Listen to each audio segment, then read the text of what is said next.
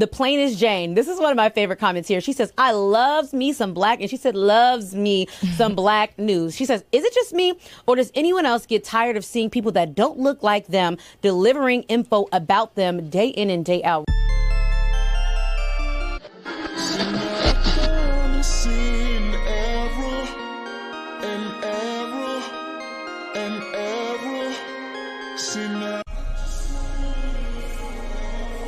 I'm your girl, the plainest Jane, and let's see what's happening in these virtual streets. You ready? All right now. This could be a crazy ride. I'm warning you now.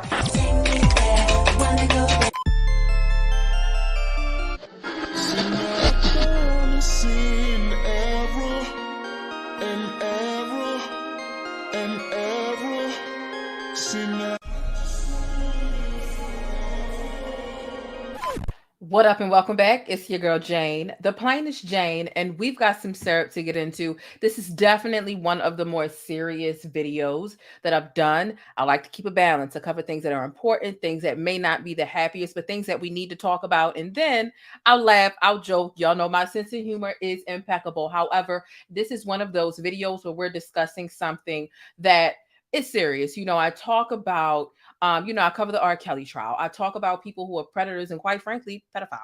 Okay. I talk about them because I'm passionate about them and I feel like they deserve to be exposed. I don't even really like the word exposed. I feel like it's lost its value. However, when it comes to people who are stealing the innocence of children, I feel a responsibility and a duty. And I feel really good about letting people know who they are and what they've done, because they deserve shame in addition to time behind bars and whatever type of street justice they can get, right? And this is a really unfortunate situation. Do me a favor, make sure on your way into this video, you hit thumbs up and you share this video, especially if you know somebody who has watched this channel. This is a channel with well over 2 million subscribers. So it's sort of kind of a big deal. We are talking about an individual, you read the title, they've raped their own cousin and their own sister. We're going to get into the statements, the emails, the confession, right? The cousin speaking out, the sister is speaking out. There are things that we need to discuss. Siri thinks I'm talking to her, and Siri, girl, I'm not talking to you. So come on in here. We are going to pull back all of the onion layers. When I tell you, we have all of the emails and the statements, and it's really going to blow your muffin cat bag blue. Mind your mental peace, okay? I'm going to give you the biggest trigger warning that I could ever possibly give you before we get into this video, right? So some of you may or may not know. Honestly, I ain't gonna hold you. I didn't know who this fella was when I first came across this story, but I do feel like it needs to be discussed because he's behind the guise of this missing person and cold case activist and advocate. However, he's been indicted by the state of Utah for, again, graping, right? Take away the G. You already know what it is. On YouTube, we got to keep it a little PG. Otherwise, they'll suppress the video. Graping his 9 to 10-year-old cousin as well as his own sister. This is disgusting. It's beyond trash. Both the cousin and the sister, like I said, they've spoken out. I'm going to read their statements as well as some private company emails where Jared actually admits to the 1992 allegations and court documents. The YouTube channel is Adventures with Purpose, as you can see. So here's a screenshot of the YouTube channel. You can see they have actually almost 3 million subscribers on YouTube. Okay. And when we read the description of their channel, Adventures with Purpose is an underwater search and recovery dive team dedicated to helping families of missing loved ones for free. And with your support, 23 missing person cold cases have been solved since 2019. The reason why I feel like this needs to be discussed and highlighted is because when you are helping and presenting yourself to the public as somebody that is assisting to give families closure and investigate things in a manner in which maybe the law enforcement didn't or isn't able to research, right? You have access to people's family, their loved ones, most importantly, their children. Okay. And when people are grieving with a missing person in their family, they're in a very vulnerable position.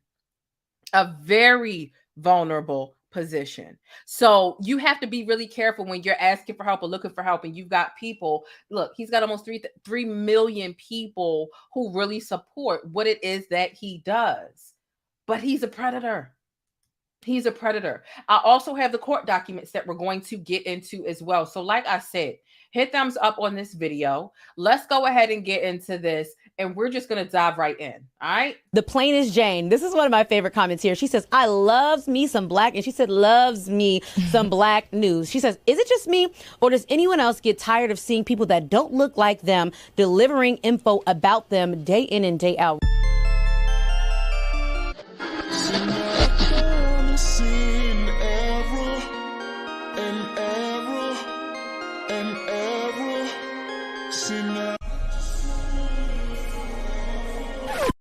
All right, and we're back. Like I said, mind your mental peace and click away from this video if gruesome details are going to be a bit too much for you in this situation. So I'm going to go ahead and get started. Before we get into the court documents and everything of that nature, I'm going to start off with what the cousin had to say, who was 9 to 10 years old at the time that he forced himself onto her more than once. And some of this stuff is really difficult to hear and really digest. Okay. And I see that there is one person that I do want to call in because they do have knowledge of this individual. And yes, you can do voice only. Okay. Shout out to all of my channel members. I appreciate you coming through. We do still have the Don P pay-per-view coming through directly after this stream. Okay. So look out for that for all of the channel members. But let's get started with this story and this statement from his cousin who, he did the unthinkable. Please beware. I had no idea until recently when I had the unfortunate chance of coming across the video of my childhood rapist, Jared Leisek, my cousin, yes, my own flesh and blood, and I wasn't his only family victim. And honestly, who knows how many others there are out there that aren't a part of our family. Due to his diving group, Adventures with Purpose, this man is regarded as a hero and an angel, and he's invited into people's homes with welcome, loving arms. He's been through the systems, CPS, the Mormon church, therapies, and so many more, as you'll be able to tell from his writing.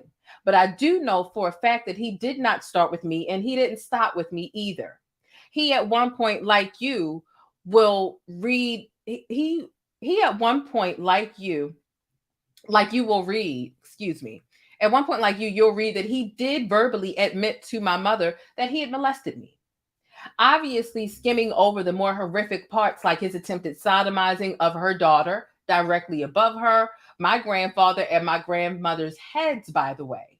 And the fact that the age of 9 or 10, he gave me a yeast infection from raping me.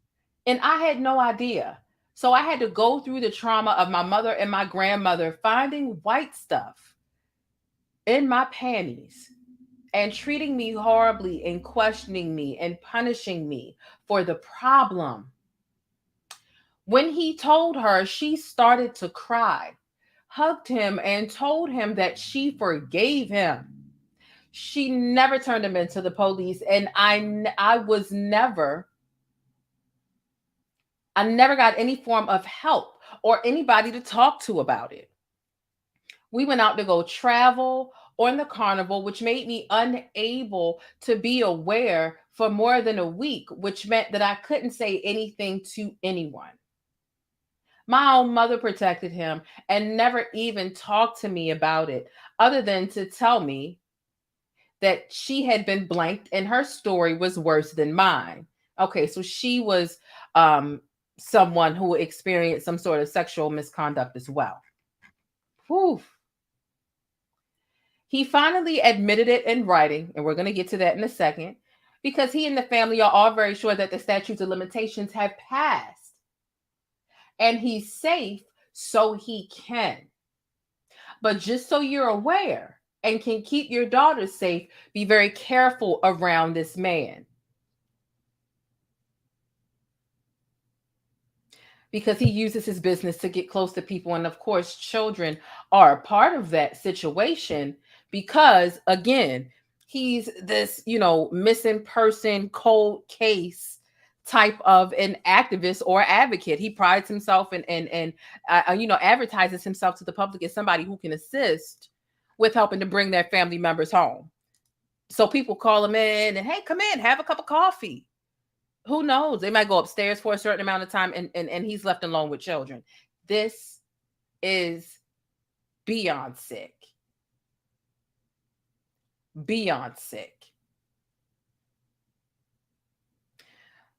I'm going to show you a couple of court documents and then we're going to get straight into the company email where he admitted this. The company email. Okay. Here's one of the court documents. And like I said, we're going to get into, that was a statement from the cousin. We're going to get into the sister who is also speaking out, the blood sister who also says that her brother did something to her. We're going to get into that as well. There's a lot that we need to get into. So like I said, make sure you hit thumbs up on this video. I did my research last night. I was going to go live at 6 o'clock this morning, but I was just too goddamn tired and I fell asleep. Let's get into some of these court documents and then the emails. Hey, thanks for letting me keep you connected and in the know with what's happening in the Black world. Don't forget to smash on that like button for support and for more Black news. All right, now, so we can see this court document here.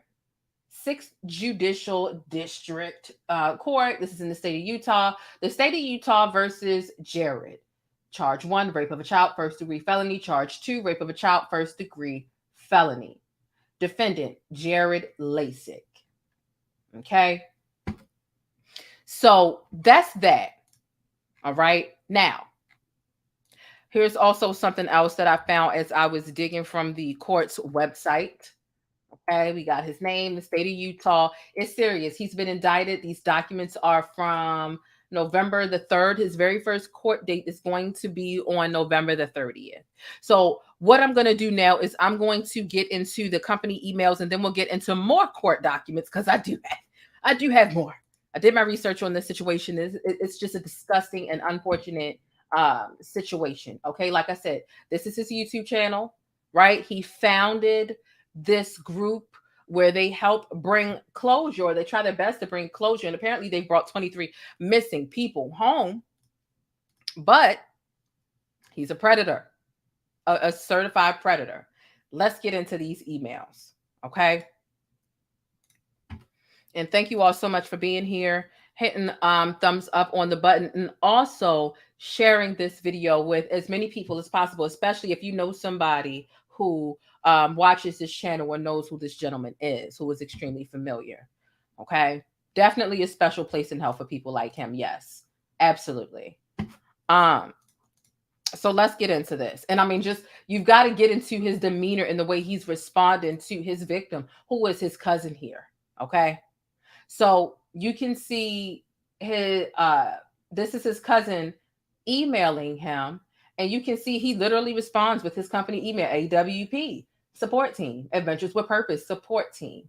Okay, so let's get into this email. Do you feel better as a person doing things like this? Does this make you feel like less of a child molesting monster parading around in human skin?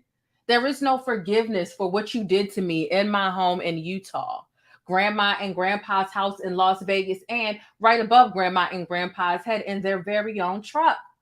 The rest of the family is just about as much to blame as you because they didn't turn you in when they knew better. And I was just a child and didn't know better. And yet you're still welcomed at family get-togethers or like my grandfather's funeral, the while in the parking lot. Okay? In the parking lot, I was getting ready to get out of the car and attend, and I seen your face and became so violently ill that I couldn't even attend, and I had to drive down the street to the CVS and watch it all via Zoom. All these people may be calling you a hero and saying that you're doing such great things, but we both know the truth about you, and you're obviously not ashamed of your past, but I also am not ashamed of my past, and I have a voice, and I use it as much as I possibly can. Your secrets are not hidden. She got down to the nitty gritty. She wasn't playing. She wasn't playing. She got down to it. Let's get into what he said down below. He says, I am so very sorry for the things that we cannot change. It is unfortunate that the Leisek and J family, I don't know how to pronounce that, lineage experienced the shit that you and I and many of the other cousins were brought into. Okay, so now he's using, apparently he's saying that he was also sexually abused or molested or in some way taken advantage of. That's not an excuse. That's not an excuse. But let's continue. Like yourself, I was once a victim by multiple people in both in and out of the family. It's unfortunate when families like ours experience. Let's continue. I've got the next message here. This is some sick stuff right here. Oh, this is disgusting. Let's get into it.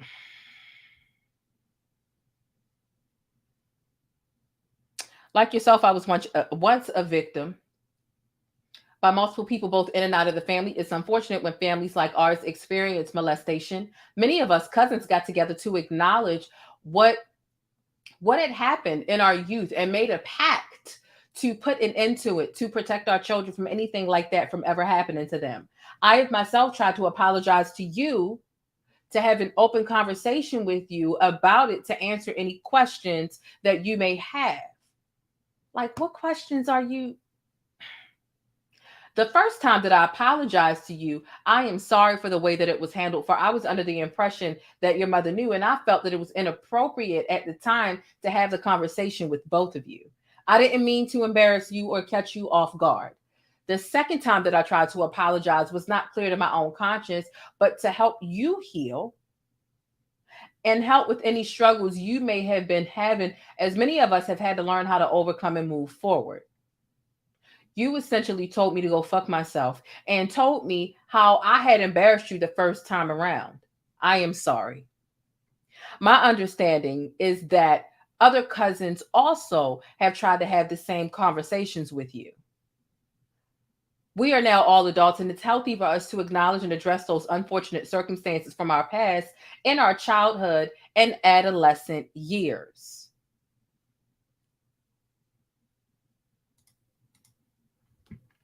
Let's go on to the next one. This is literally via company email. Can you imagine? Can you imagine? Like, I just, oh. And yeah, he is gaslighting her. I tried to apologize, but you told me to go fuck yourself. What other appropriate response is there if you didn't walk into the police station and hand yourself in?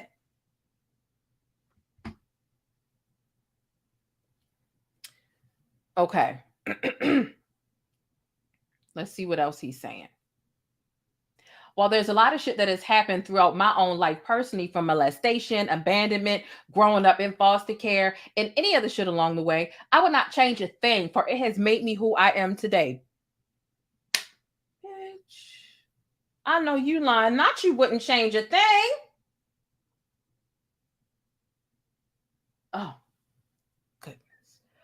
Oh, I cannot apologize for others for anything that has happened to you in your life, but I've done my best to acknowledge directly with you my own mistakes.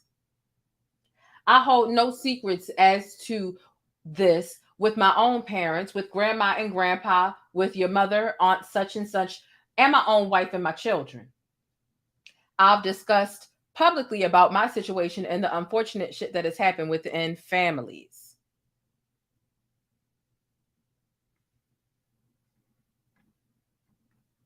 Do we pinpoint the Leisek and the Jewish lineage, or do we pinpoint to Mormonism? Oh my goodness. Now you blaming you talking about blaming it on the lineage or the church, not you and your actions.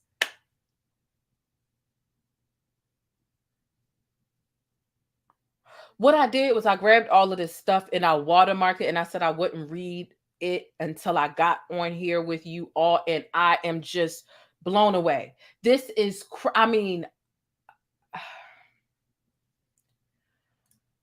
oh. Let's give me a second. Let's go to the bush. It was gone. Let me just go in the bush and weep. Let me just go in the bush and weep. I just have to go in the bush and weep. Really. I don't understand. I swear to God, I don't understand.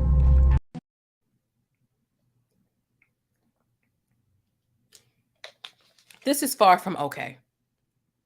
Let's continue reading these company emails because he was idiot enough to, I'm so glad she did this. And I'm so glad he was stupid enough to admit this on a company email.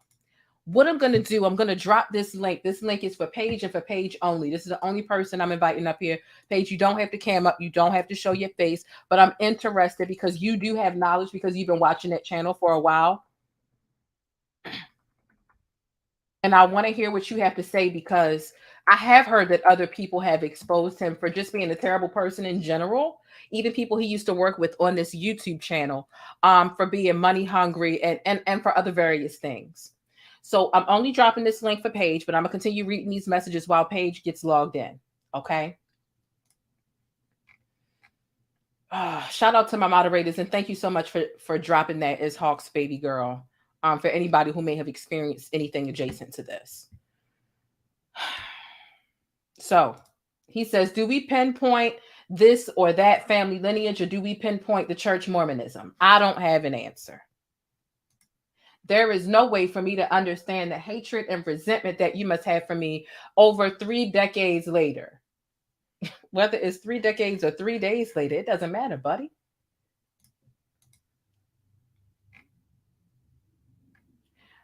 I heard about you driving into the cemetery a few weeks later. Trust me, had I known that you had a desire to be there and that I was the only reason keeping you away, I would have 100% given up my time to do what I could to avoid the ceremony so that you would feel comfortable and have your time with grandma and the rest of the family. It's your decision and your choice if you ever want to accept my apology. I've made peace in my life with all the things bad, including this situation. If you ever want to discuss, I'm always available to have that conversation with you, either in person or over the phone. Sincerely, Jared.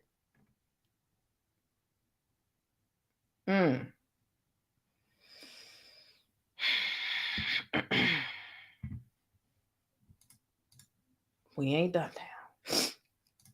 We aren't done. Let's continue. Hey, thanks for letting me keep you connected and in the know with what's happening in the Black world. Don't forget to smash on that like button for support and for more Black news.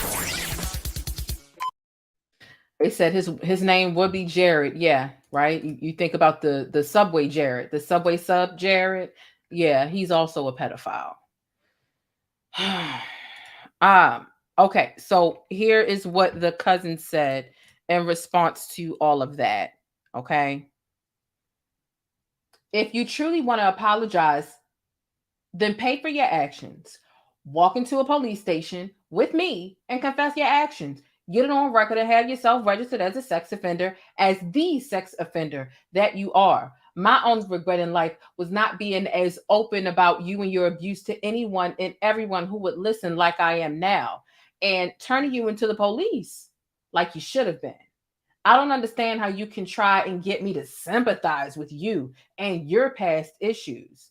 Not at all. It angers me twice as much to know that not only did you know firsthand the torture that you were inflicting upon me because you experienced it yourself, that makes you an even bigger monster than I have it pictured in my mind. Absolutely disgusting. You're an emotional vampire. I noticed all the therapy terms that you used in your message. Typical narcissism at its best. Such a young, innocent human being is beyond me proof of a completely broken mind, assuming that there will be any kind of peace after all those types of actions, or peace should even be deserved, or that peace should even be deserved. You're a pedophile. Do not act like you were not old enough to know what you were doing to me during the ages that you were. You could have been tried as an adult at that age and should have been.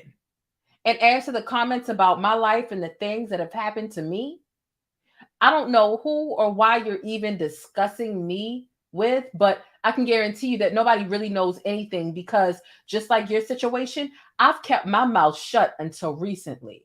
And I don't talk to any of the family despite what other, as say your cousins, have come to you and said. So be a real man and turn yourself in and pay for your crimes.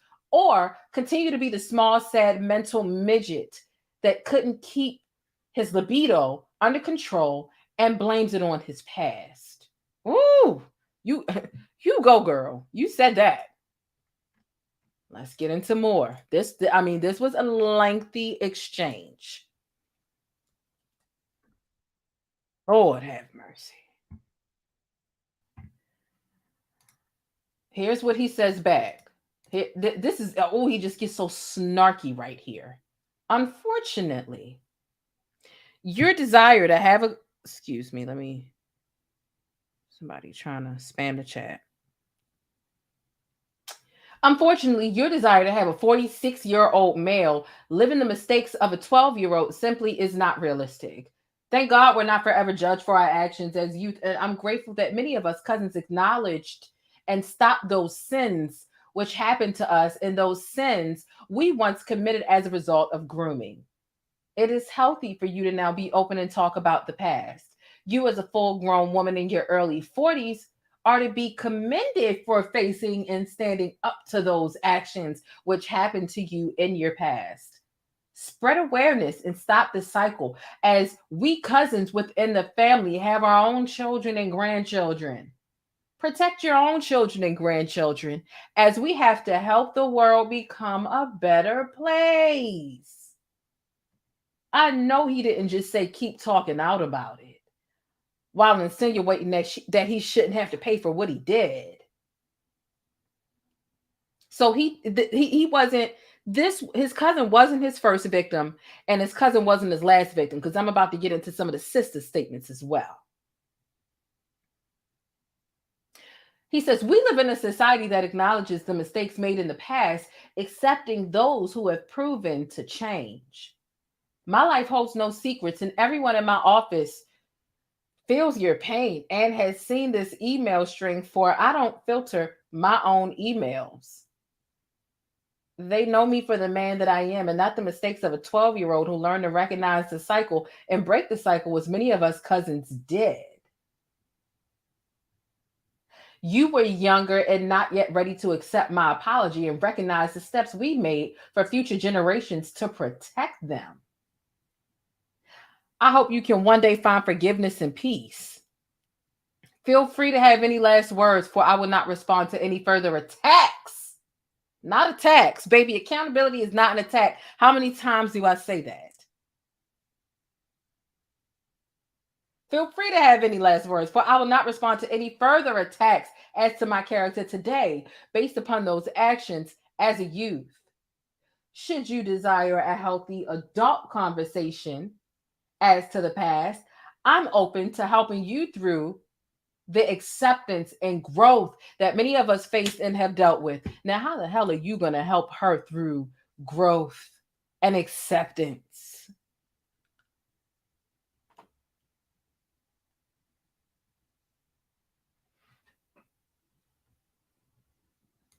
Oh my God.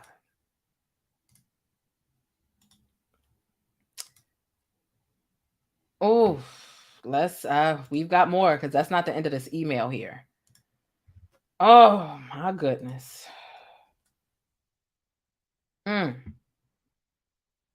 Okay, let's get into this.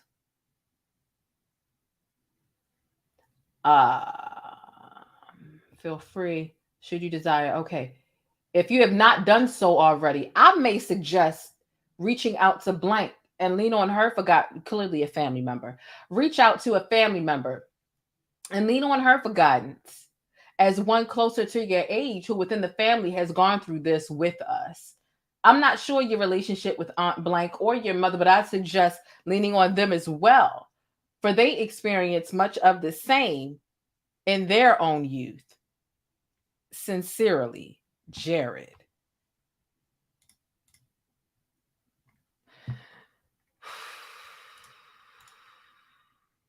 Okay.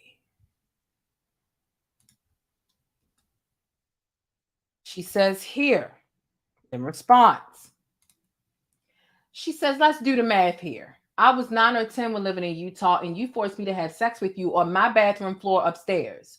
You are 6 or so years older than me. That makes you older than 12. In Las Vegas, at Grandma and Grandpa's house, you were living there, and you had your own car. It was a Volkswagen Beetle, and was driving it when it ran. So please stop making it seem as if you were a young child during the time you were molesting me. You started that young with the others. But as you were not willing to face your wrongdoing in a proper fashion, then that's on you and you alone. Anyone who supports you and your sick, delusional fantasy of forgiving yourself for the pain and suffering you caused and willingly and knowingly caused not only a child, but your own family member. But I do appreciate your admitting it all in writing. She pulled him out. He tried to make it seem like he was 12. Baby, you was driving. Oh. So if he's 6 or so years older than her and she was 9 or 10, he was about 15 or 16 years old. Not 12. Good. Googly moogly. He says, you're welcome. I hope it helps you in your healing process. Oh, he tried to make it seem like he was a baby. And I'm sorry, even if he was 12, you still need to be held accountable. I'm sorry. But he wasn't 12. So we don't even have to deal with that hypothetical. We don't have to deal with that. Now, let's get a little deeper, because that's the cousin. Family, blood, absolutely. But let's get into somebody a little closer who actually dealt with the same sexual deviancy at the hands of her own fucking blood brother. Let's get into that. Make sure you hit thumbs up if you haven't already. And also make sure you subscribe. So, this is his sister. You can see same last name, Jessica. That's an interesting name. I ain't never heard of Jessica in my life. Jessica is one thing with Jessica. But nonetheless, let's get into what she has to say. There are 2 statuses here I want to read, and she's even showing some of the documents as well, right? But let's scroll down. The family be having some issues. Okay. Wait a minute now. Because there was one where her and Jared actually got into a yelling match. Okay, here we go. All right, let's get into this. I got an order today to deliver to Jared on the outskirts of Oregon. Delivery instructions said, go through the green gate and go to the house. When I pulled up to the electric gate, it started closing. So I parked and got out of my vehicle with the order as I saw a man in the distance walking up the driveway. It was my older brother, Jared, who started screaming, fuck you, Jessica. No, Jared, you can't fuck me anymore, you psycho piece of shit. You knew who had your order and was driving all the way out there. Don't be mad at me for supporting people who want you put away. Be mad at yourself for the things that you have done to others. I might have been the first one that you sexually assaulted, but I was far from the last. You're not a hero like the others may think. You're a narcissistic piece of shit that's about to go down for your actions. I'm not afraid of you like the others are. You can't brainwash me like you've done to the others. You made your bed. Now it's time for you to toss and turn and lose some sleep over your own actions. It's only a matter of time that the truth of Jared Leisek is revealed. Thanks for showing your face today. Now we know where to send the police.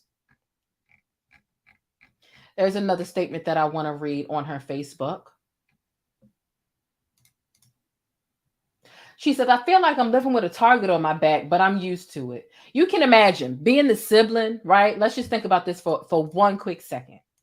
Being the sibling of a pedophile, I couldn't imagine it being easy because people like to, villainize the whole family, right?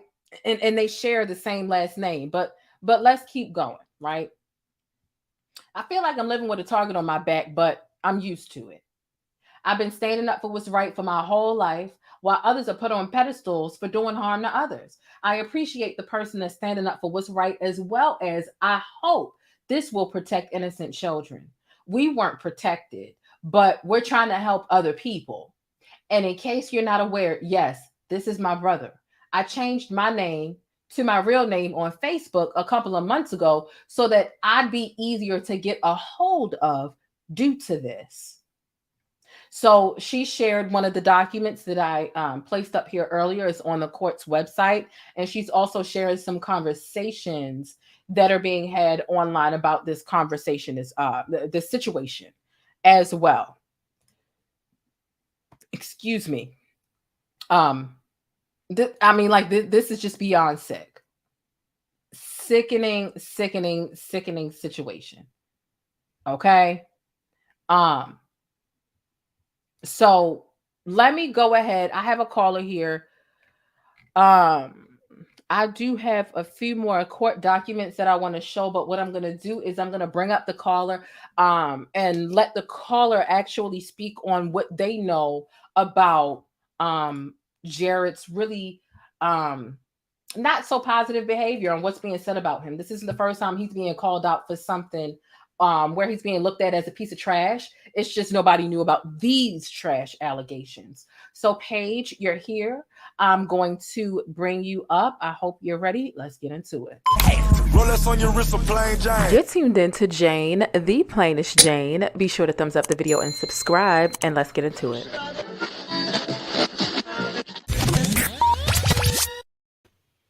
Hey Jade, how are you? I'm sorry, Paige. Hey Jane. Thank you so much for calling. And so you watch this channel frequently? I did for at least a year before they hit the 1 million subscriber mark. I thought that what they were doing was just like so amazing. They're bringing healing to these families. They're doing things like nobody else can. You know, they're the ones that found Keely Rodney after the police said, ain't no way she's there. Da, da, da, da. I do remember that. So in a lot of people's eyes, these guys are like literal saints. They can do no wrong. When these women came out on Reddit, their fans just ripped them apart. I mean, the cousin said she only had 3 positive comments. She said, wait, say that one more time for me. She said she only had 3 comments that were positive. The cousin. The cousin, when she made her first post on Reddit, she said she had 3 people, if even that were even nice to her. Wow. She said like everybody was just beyond foul, and I believe it. I mean, I just couldn't imagine her being. I mean, the first statement that I read was, and I hate to repeat it, but she put it out there, and I feel like they found white stuff in her panties, and she gets punished for it. Yes, for the yeast infection that he gave her. Yeah, and there's another post that she made too, you know, where she had referenced that she has not been welcome in her own family basically since this happened. When she was 14, they kicked her out because of the essay. She said that she had made a post about basically it was her grandfather had died, and her mother texted her to tell her at 1 o'clock in the morning. And she was like, I've been trying to get a hold of my mom for years. Y'all didn't want nothing to do with me, but it's okay to text me at 1 o'clock in the morning to tell me this. And I honestly, I think that was the cousin, but it could have been the sister. It was one of them, you know? The worst thing about it is they have, as I have here on the screen, their bio, they have, helped solve 23 missing person cold cases, and brought closure to at least 23 different families. And this, right, because he's the founder, but there's also a team around him. All of his team aren't, as far as we know, aren't predators, right? And so this puts a smear on the organization as a whole with the other, the other fellas who aren't a part of this situation. Right. And they've had multiple people leave the team even before this. Like, basically, that's when I unsubscribed. There was a diver on their team that I really liked. His name was Sam, the Adventure Man. He has his own YouTube now. And at first he left and he was basically like, I'm not going to say nothing. And then he did come out and speak. And then he felt bad about it and deleted everything because the way the fans were coming after him. So what was he saying? He basically was like, I know how much money we're pulling in here.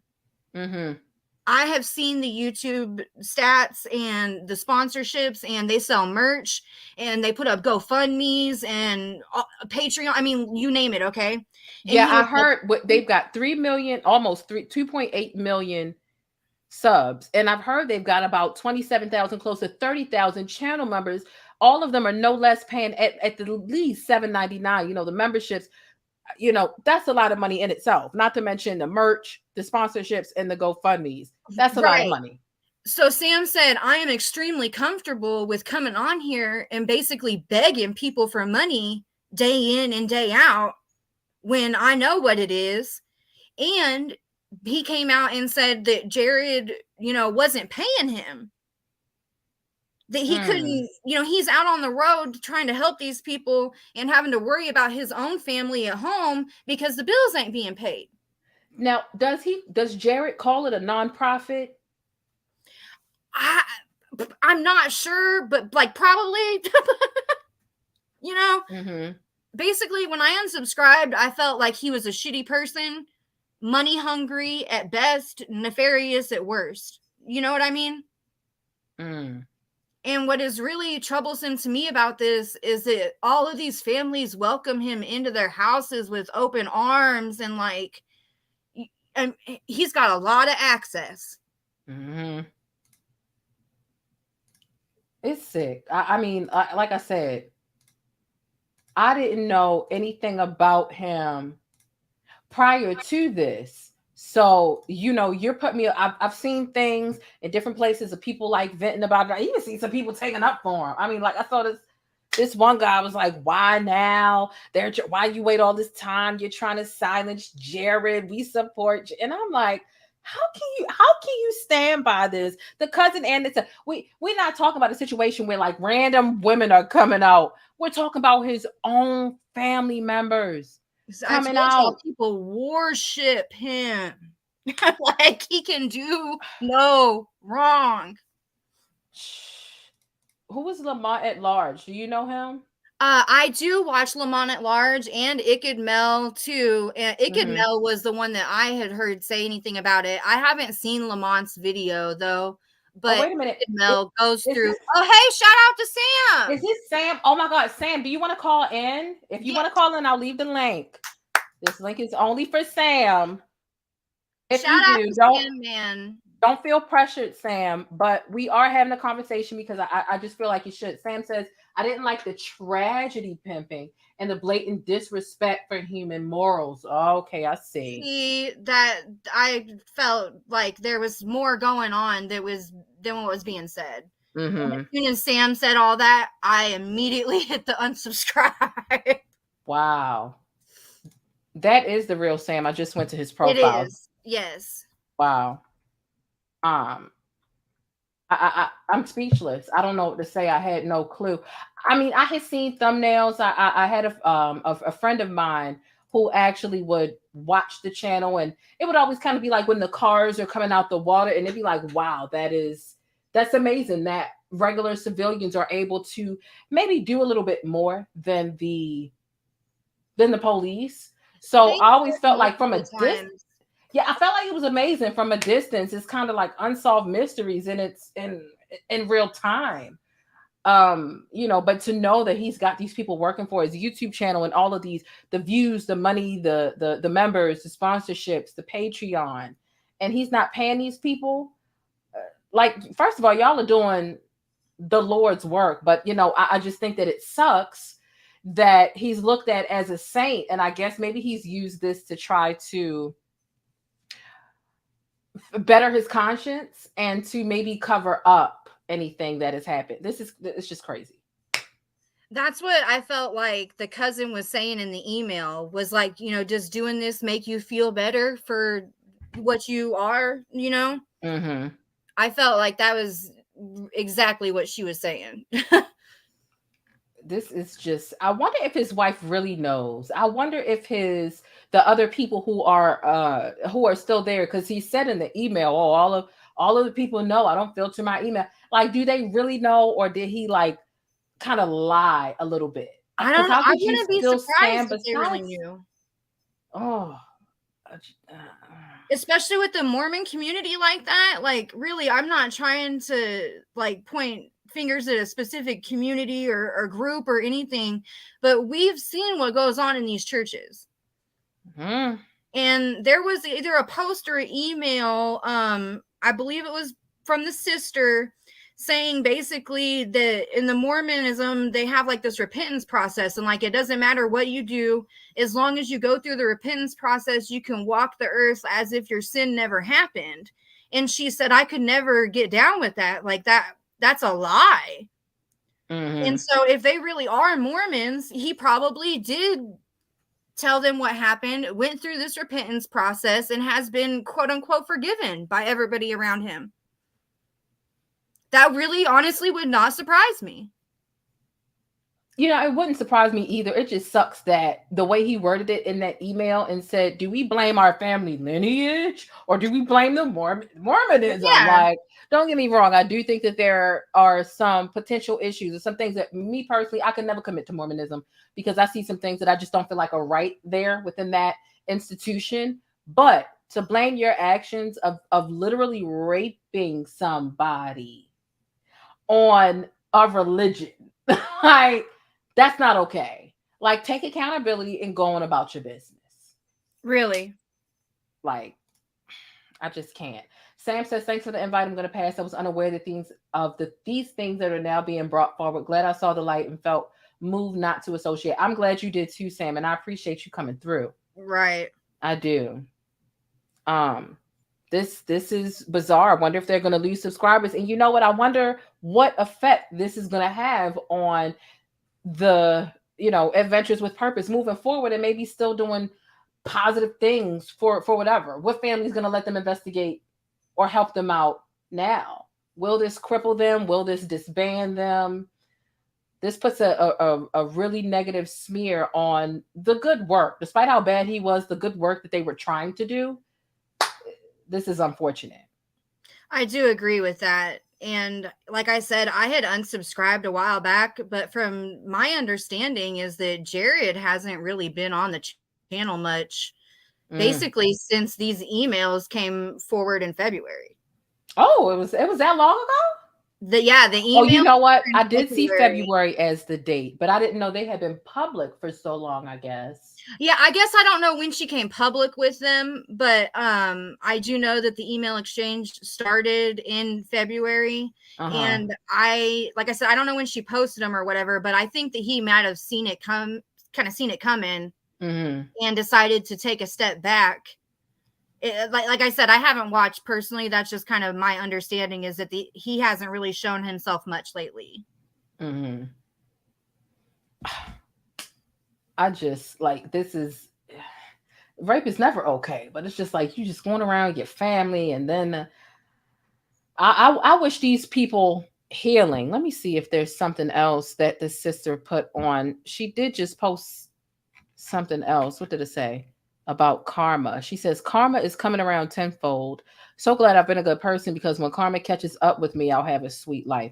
I could imagine, if she's saying she has a target on her back. Can you imagine like the stands who throw logic and common sense out the window and just want to defend their fave, who was a rapist?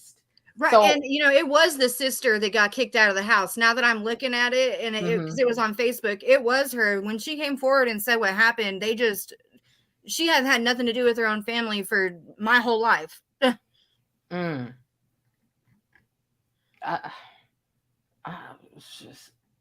It really sucks that the victims have to go through more, being battered by the public, because they've already been battered behind closed doors with these unfortunate experiences. and then their own family sticking up for him is really gross.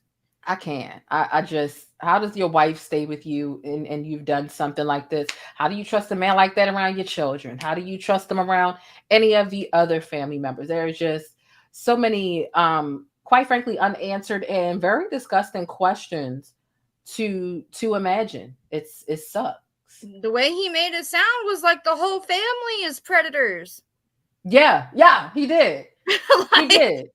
And apparently it seems that the way he's been talking on, on his web, and I did see some stuff on his website, but there was, I literally brought up like 10 different screenshots just now, so I couldn't like screenshot and watermark everything, but it seems like he's spoken a lot in a cryptic fashion of, I've made mistakes, I've asked for forgiveness, I shouldn't have to pay, I've been like, he's spoken cryptically about having made some really egregious mistakes in the past. And so it seems like it's either weighing on him or he knew it was going to come out at one point or another.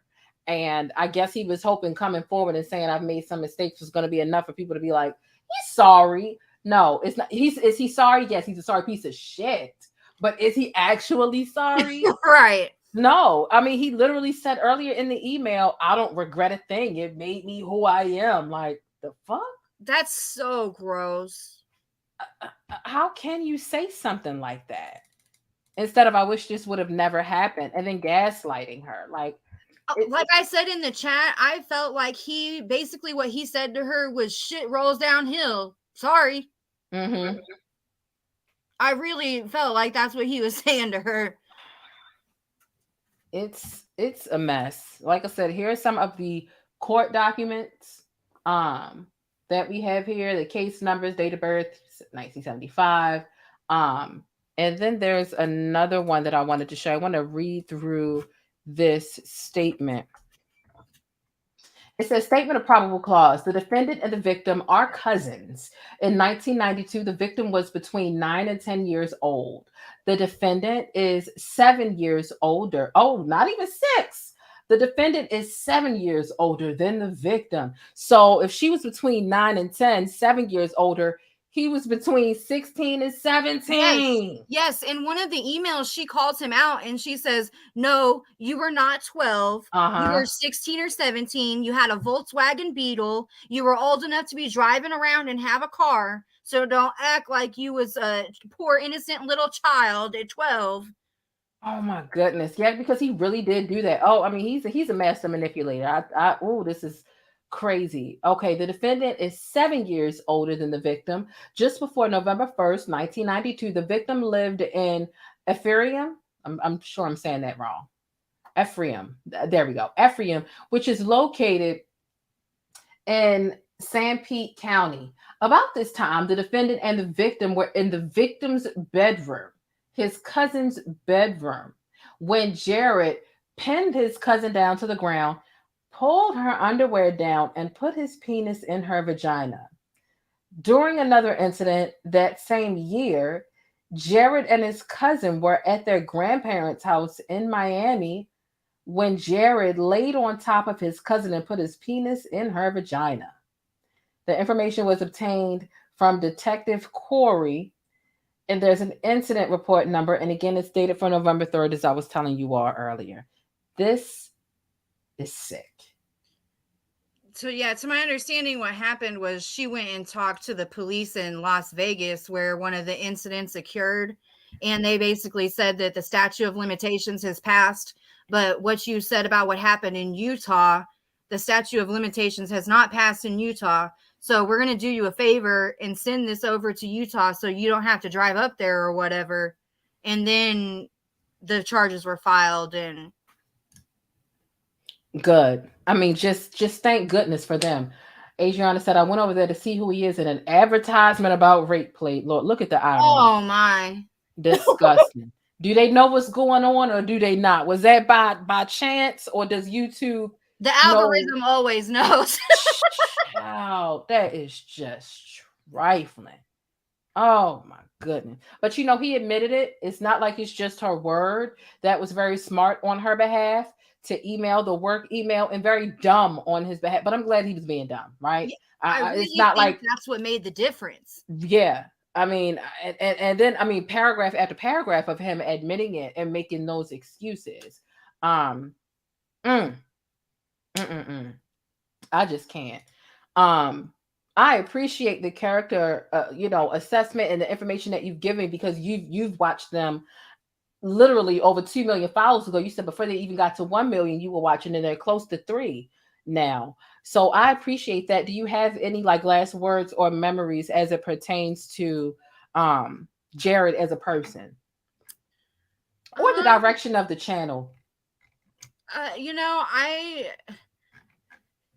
It's hard to say because like they were doing good work. So like part of me kind of almost hopes that like Jared can just step away and the other divers can continue. I saw somebody say that in chat, but I just don't. I don't even know what to say. My heart goes out to those women and anybody else that has been affected by him. I feel bad for all of the families that he has helped and exploited and made money off of. Yeah. It's just a really, really, really awful thing. It sucks. I really hope at the very least, me personally, I wouldn't even want to work under that name as a person. If I was a part of a trio and one of them was found out to be doing those types of things, I wouldn't even want to associate anymore. It wouldn't be like, yo, you need to quit and let's continue doing this good work. Like I would totally just because having that he's the founder of said group. Right. I would personally want to walk away. But if they don't, for whatever purposes, money, whatever, at the very least, I hope they can corner him to be paid adequately because I've heard from a couple of different sources that he doesn't pay out, kind of similar to what you were saying, and got people doing all these work for the channel and they can see there's a lot of money coming in, but they're getting paid pennies. I hope at the very least those people can get paid, but really People morally were saying, allegedly that he loved collabing with other YouTubers because they weren't employees and he wouldn't have to pay them. That, when people would like volunteer, I'm not going to name some of the specific YouTubers that were named, but they said, they would love it when X, Y, and Z would come on the channel because that's just free labor. I can't. This is it's a lot. Well, I appreciate you coming on and sharing what you definitely knew more, when it comes to the background and what the channel was like before this incident exploded. And I do appreciate you sharing that information here, and being a subscriber and a watcher. Thank you so much, Paige, for sharing all that you know. Thanks for having me. I've been on the bus for a minute now. So. And I appreciate that. I really do. I hope you have a great rest of your Sunday. We got an extra hour, so we got some extra time to take care of self and unplug from social media and all the nastiness that exists here. Yeah. We do. 99% of it is nasty. It is. Absolutely. Thank you so much. I look forward to seeing you on the bus in the future, and you have a good Sunday. You too, girl. Alrighty. Bye-bye. This is some trifling stuff. I mean, just beyond trifling. Lord have mercy. I really do. I really do wish the cousin and the sister, and honestly, any other silent victim that we don't know about that may have not come forward, I wish them peace. And I wish them healing. I wish them the resilience and the tenacity and the strength to get through any hate mail, any hate comments that they might be getting from a deranged fan base that's going to defend rape. We know how the Beehive operates as it pertains to R. Kelly, right? Like they throw logic out the window when it comes to their fave, and they just want to defend, and make excuses for fucking rape and predatory behavior and molestation. Not okay. Not okay. And so I wish those folks healing. I absolutely do. Okay. Yes, the Beehive. That's the R. Kelly stands and fans. Lord have mercy. Listen, we are still having the Don P pay-per-view for the members only backstage. There were quite a few people who requested, channel members who requested a final another conversation with Don P. Those of you all who know, you know, when I was covering the R. Kelly trial, Don P was a frequent caller, okay? And he was hilarious for lots of different reasons, right? Some people found him annoying. Some people found him to be hilarious. Look, a lot of people requested a final conversation. We are going to be doing that right after this, okay? So we're going to end this live. It's backstage. It's for the middle tier only. I got 3 tiers backstage if you join the membership. The bottom tier is $199. The middle tier, I believe, is $499. I think the top tier is $999. This is going to be middle tier and up. So it's going to be on the middle floor. Adjust your membership if you have not already, if you want to see it. Look, it's going to be funny. I'm obliging for entertainment purposes, but this was actually very highly requested. It was suggested. We voted on it. And everyone but one it was only one person who voted against it. Everybody else was like, look, Jane, we trying to laugh. It's going to be funny. It's going to be funny. It's going to be funny. So we're going to go backstage and we're going to see what the hell Dawn is talking about. I think it's going to be funny. Okay. So we are going to be on the middle floor having this conversation with Don P to see what's really going on. We try to understand why things ended the way that they did. Right. We are going to have this conversation with Don P. Okay. So, that's what we're going to be doing backstage. I call it pay-per-view just because it's a cute way to market. It's a pay-per-view event backstage for the members only.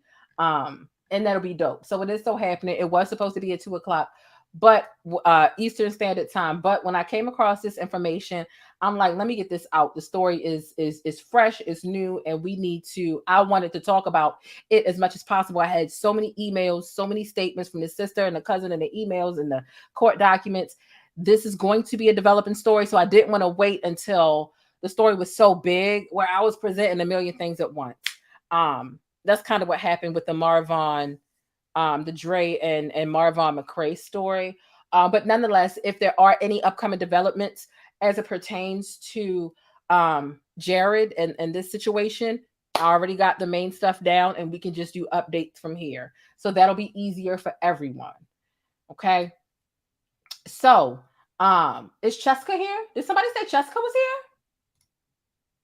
Jessica. Wait a minute. I see you in the chat. Hold up, Jessica. Wait a minute now.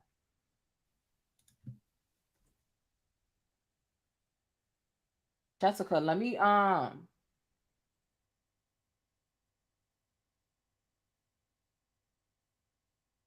Jessica, let me drop the link because we can hold off with Don P.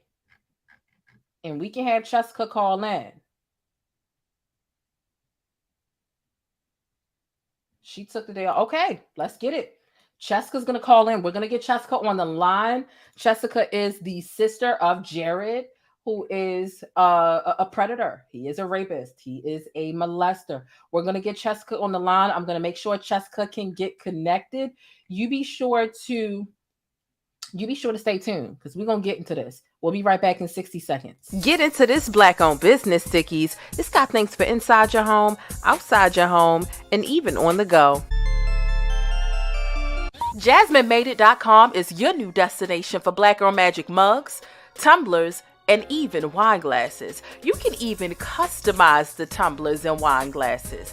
There's a lot going on for a low price over at JasmineMadeIt.com.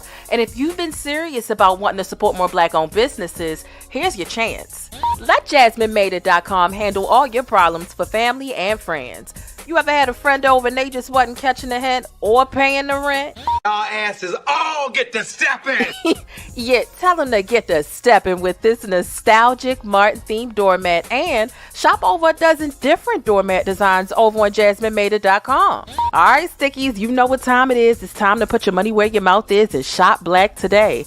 Make life easier for you and your household by taking your family's hot or cold beverages on the go with one of these unique tumblers. It's insulated to keep your beverage at temperature, and it comes with a few different reusable straws and even the specific brush that you need to wash it so you can keep it sanitized and germ-free.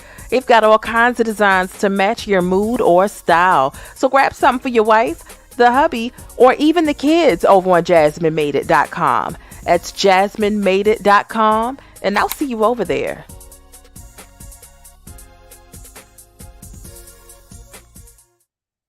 All right, and we are back. Cheska, are you here? Are we good? I'm here, but I keep having issues trying to do this today. Okay.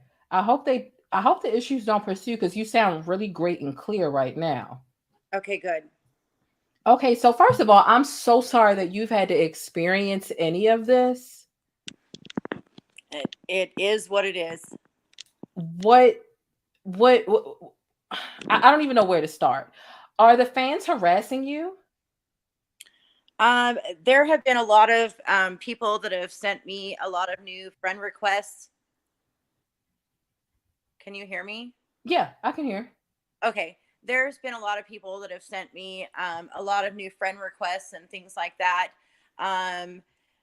There have been a lot of people that have been sending me messages. However, you know, I kind of hear from the interview that Sam has done with somebody else that Jared pays people, you know, to go about some of his business. And so I am very leery on accepting new friends. I'm very leery on sending out and responding to messages, of course. So my friends list will remain the same as it's always been for now.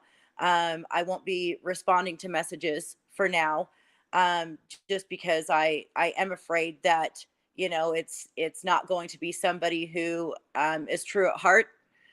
And so I will be reaching out occasionally and just trying to get part of the story told. And you know, that's how it is. I mean, I guess part of my story is just that, you know, this stuff has been happening for a long time. That I guess we have to call her the alleged victim in this case. I call her the hero, so I'm going to call her the hero. The hero in this case who has come forward.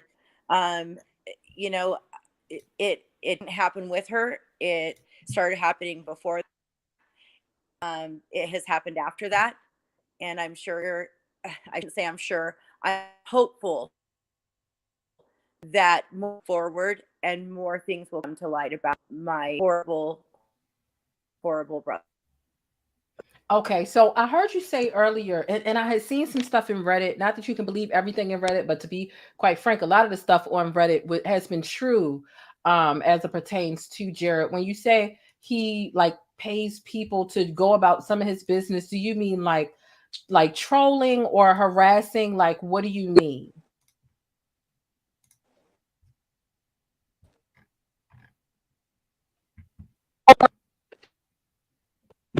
I mean, know my brother better than most people know my brother, and he has been paying people for a very long time to do his dirty work, and I used to be one of them. I was one of the first ones that he paid to do his dirty work. I was paid to do. I never grabbed, but I did as that he could. You said you never did. You never what?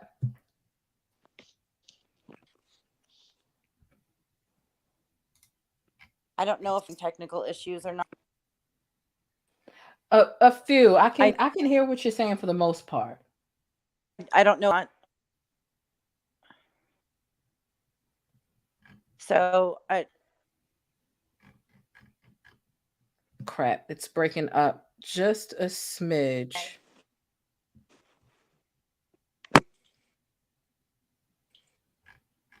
Let me see.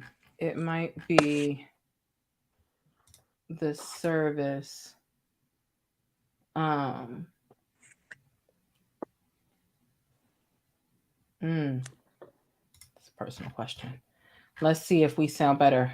Can you try to talk now?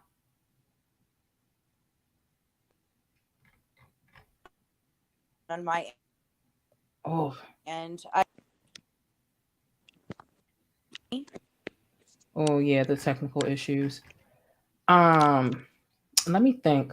Would you be okay with speaking on the phone, and I can put you on speaker on my cell phone?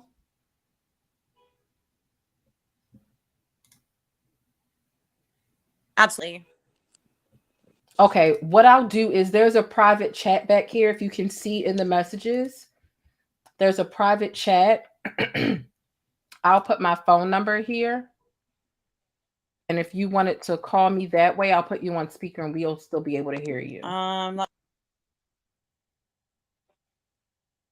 put it back there. I think. Okay, a second. Let me do. Okay.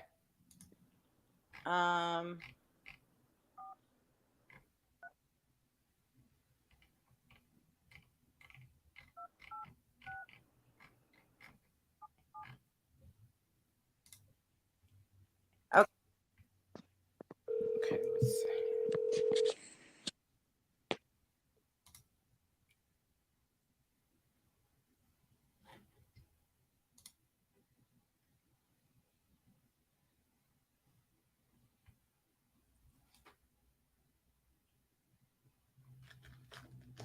I'm looking at my phones now. She's going to be calling in.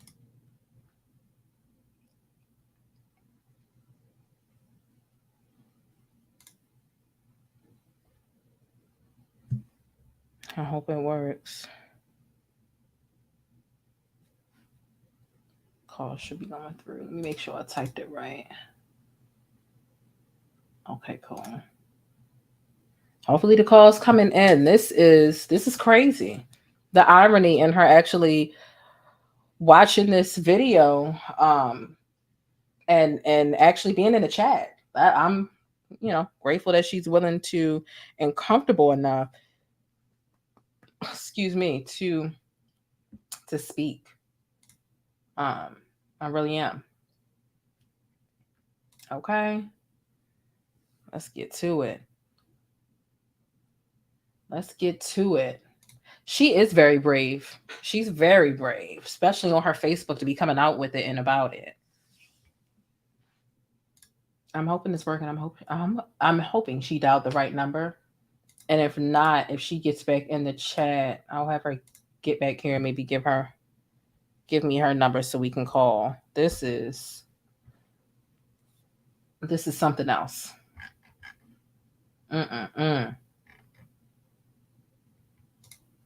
Okay. The people in the chat said, "Devil, get out of here. It ain't nobody but the devil trying to keep her from calling in." Okay? It ain't nobody but the damn devil.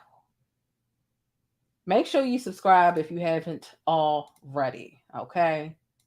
We're over here breaking things and getting the exclusivities.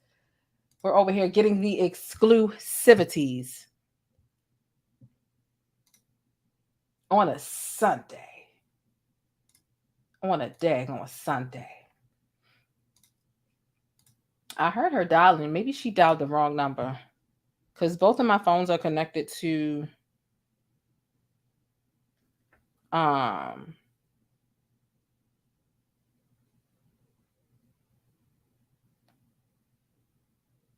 both of them are connected. Ciao. They said nobody else bring the tea like me. The tea and the syrup, okay? It's the tea and the syrup. It's the tea and the syrup over here. But this is especially that court document. I mean, just him admitting it, like, it just is. Let me see if Cheska's still in the chat. I can tell if she's still in the chat if I do this. She is.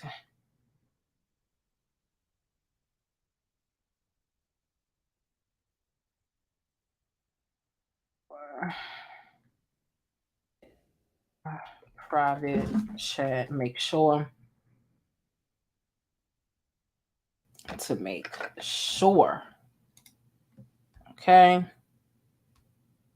I should have had me put my number and her put her number back there just in case there was a connection issue. I know for next time. Child. How you gonna do something like that to your family, your cousin and your sister? Yeah, rest in peace to Aaron Carter. Just trifling.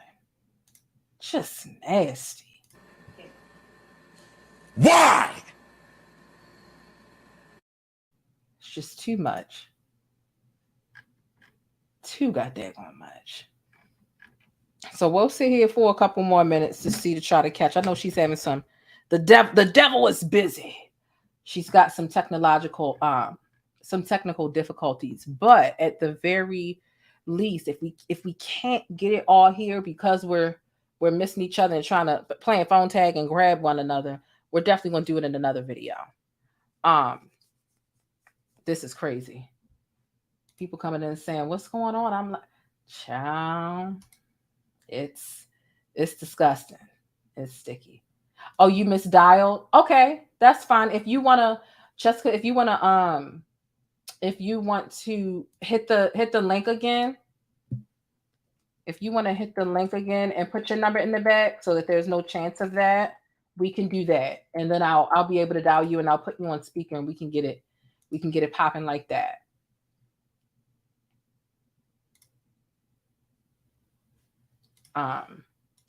Because I'm definitely interested in getting this story out there. Pedophiles deserve to be on blast, and I just don't care. I just don't care. And I mean, it's the lack of remorse for me. It's the audacity in that right for me. That's what it really is. Okay, so she's back. Jessica, if you wanna I know the phone was doing good at first. If you want to put your phone number in the private chat and then I can dial you. That's what it really is. Okay, so she's back. If you want to, I know the phone was doing good at first. Okay. Got it.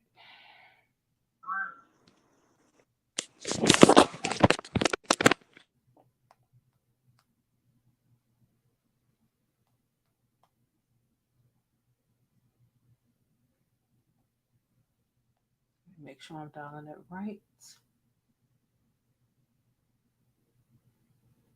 Perfect. Go ahead.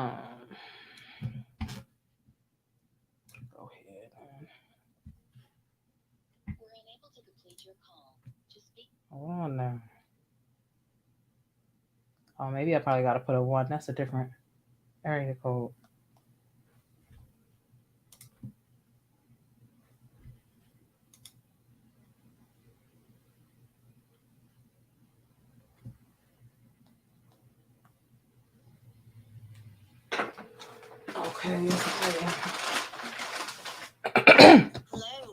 Okay, we are back.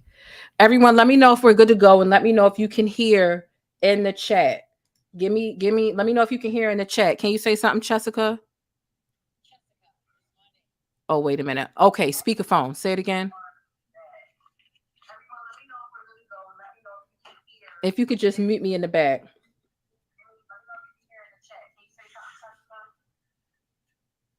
Say something, Jessica. Hello. Okay, cool. Sounds good to go. Okay, where did we leave off? Oh, the dirty work. Okay. Hold on. I'll mute my TV. Hold on. Okay. All right. There we go. We're good to go.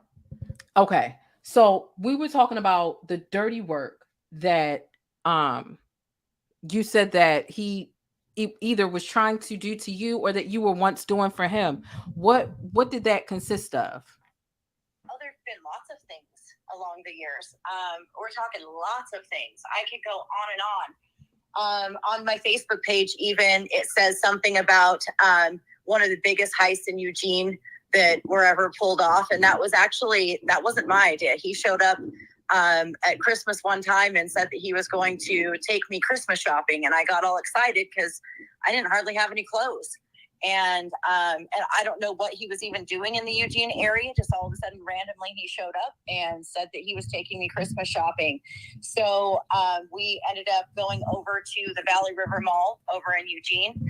And Meyer and Frank used to be there at the time. I think it's a Macy's or something like that now. And he said, okay, start picking out your clothes. But then as I started picking them out, he started grabbing them by handfuls and just kind of putting them on the racks in certain locations. And I was like, I thought that you were taking me shopping. And he goes, well, we are. He goes, let me walk you around and show you what's going on. And he showed me where all the cameras were, where all the motion sensors were, the things that we needed to stay away from, because we were actually going to put our stuff in places that wouldn't set off the motion sensors and where we wouldn't be on camera late at night, because we were actually going to stay the night there and we were going to leave with everything in the middle of the night, which is what we did. So that was the first big crime that I committed with Jared. And, and the second one, I guess, would be Grand Theft Auto. That was another big one. The stock market thing that he claims that he's so innocent about, he used to actually pay me to punch in all the codes on the computer, making it look like he had a bunch of followers, doing a bunch of hits, which would make the other people think that all of these people were buying into the stock market, which they weren't, because it was me getting paid an extra $5 an hour on my computer as a single parent at home when I wasn't working my other job to do this.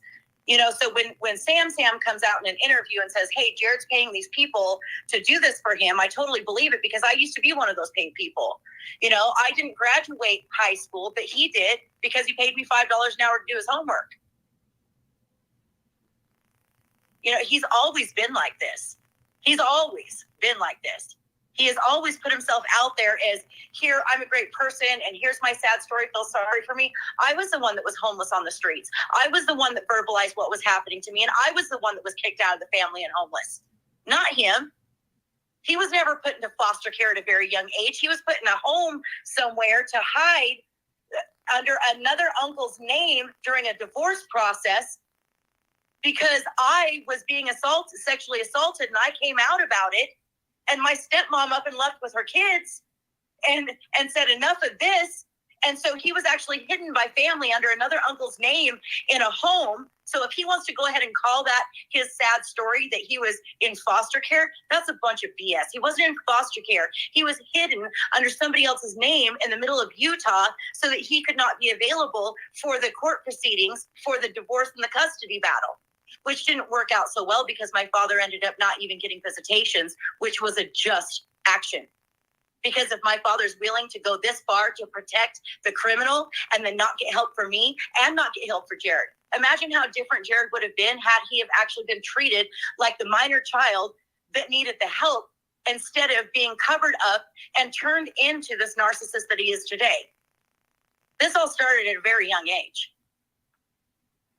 It is absolutely sick. It's demented. I was the one that was homeless on the streets.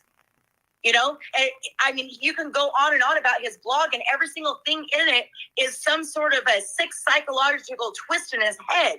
Even when it comes to the real estate thing, he wasn't a real estate developer. My dad was the real estate developer. My dad was the money that put money down for that. Jared was the power of attorney. And when the stock market started crashing in 2008 here in Central Oregon, Jared sold it with the power of attorney, and all that money vanished. And the IRS went after my dad for the taxes. And my dad had to prove, look, the money vanished. My son took it all. I have no idea where he put it. And now he's saying that I'm dead and buried in the backyard to his 2 girls. And didn't talk to my dad for decades, until all of a sudden he started becoming famous again, so that he could save face, so that everybody could look at his fame and just be like, oh, poor Jared. Yeah, let's not go ahead and expose Jared. Are you kidding me right now? Here we are 3 decades later, and they're still protecting Jared. Well, he's exposed now, isn't he? I'm so sick of it. I'm so sick of all of his stuff. The Grand Theft Auto thing. He straight up talked me into being at my father's house to answer the phone to pretend that I was his stepmom, as he was at a car dealer up in the Portland area years ago. And so I pretended that he told me everything that I needed to say at the times that I needed to say it and when the phone calls would come in. So I did that. While nobody else was home, I did that. I went into my dad's home. I pretended that I was the stepmom. I pretended that there was a check coming in that had enough money to cover the car to where Jared convinced that salesman and their financial department to completely put that car in Jared's name with the man from the car lot right next to Jared as they were going to drive from Portland all the way down to Madras, Oregon.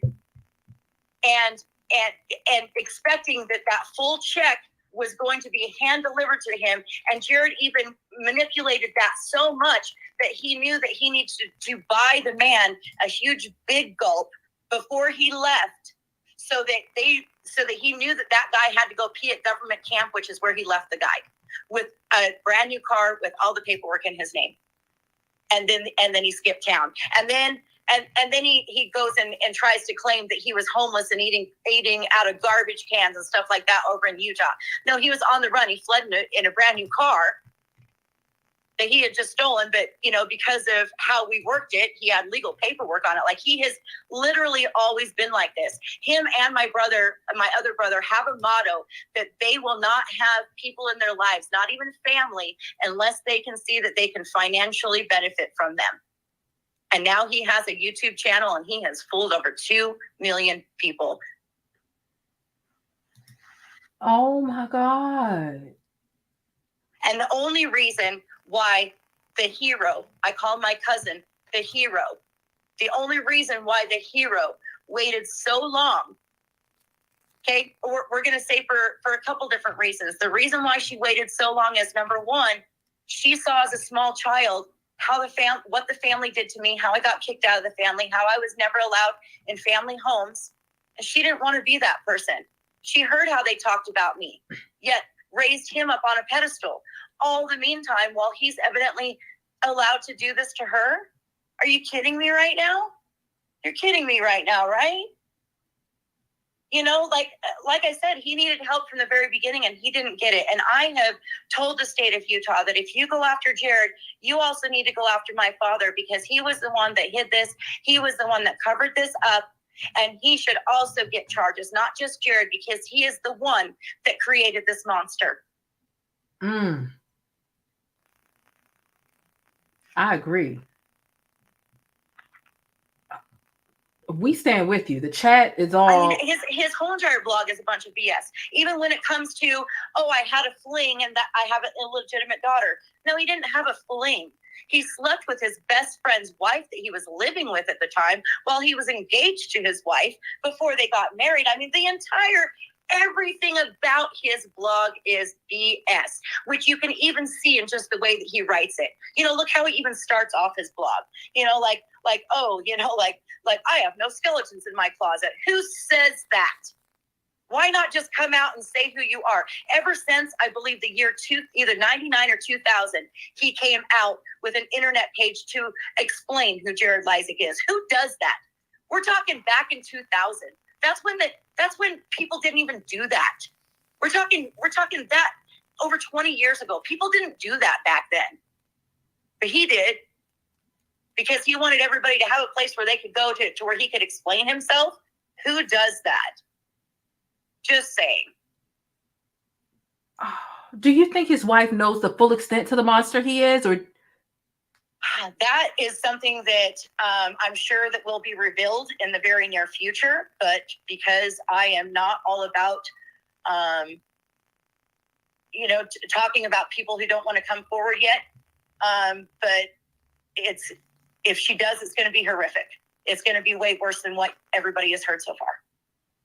That's all I'm going to say about that. So he lied about being in foster care in the email to his cousin, the hero. I mean, you're a hero too. You keep calling her a hero, but so are you. Thank you. I don't feel like it. I honestly thought I was over this whole entire thing until I can't even hear you. I can't hear you. I don't know if you can hear me either. I can hear you. Okay.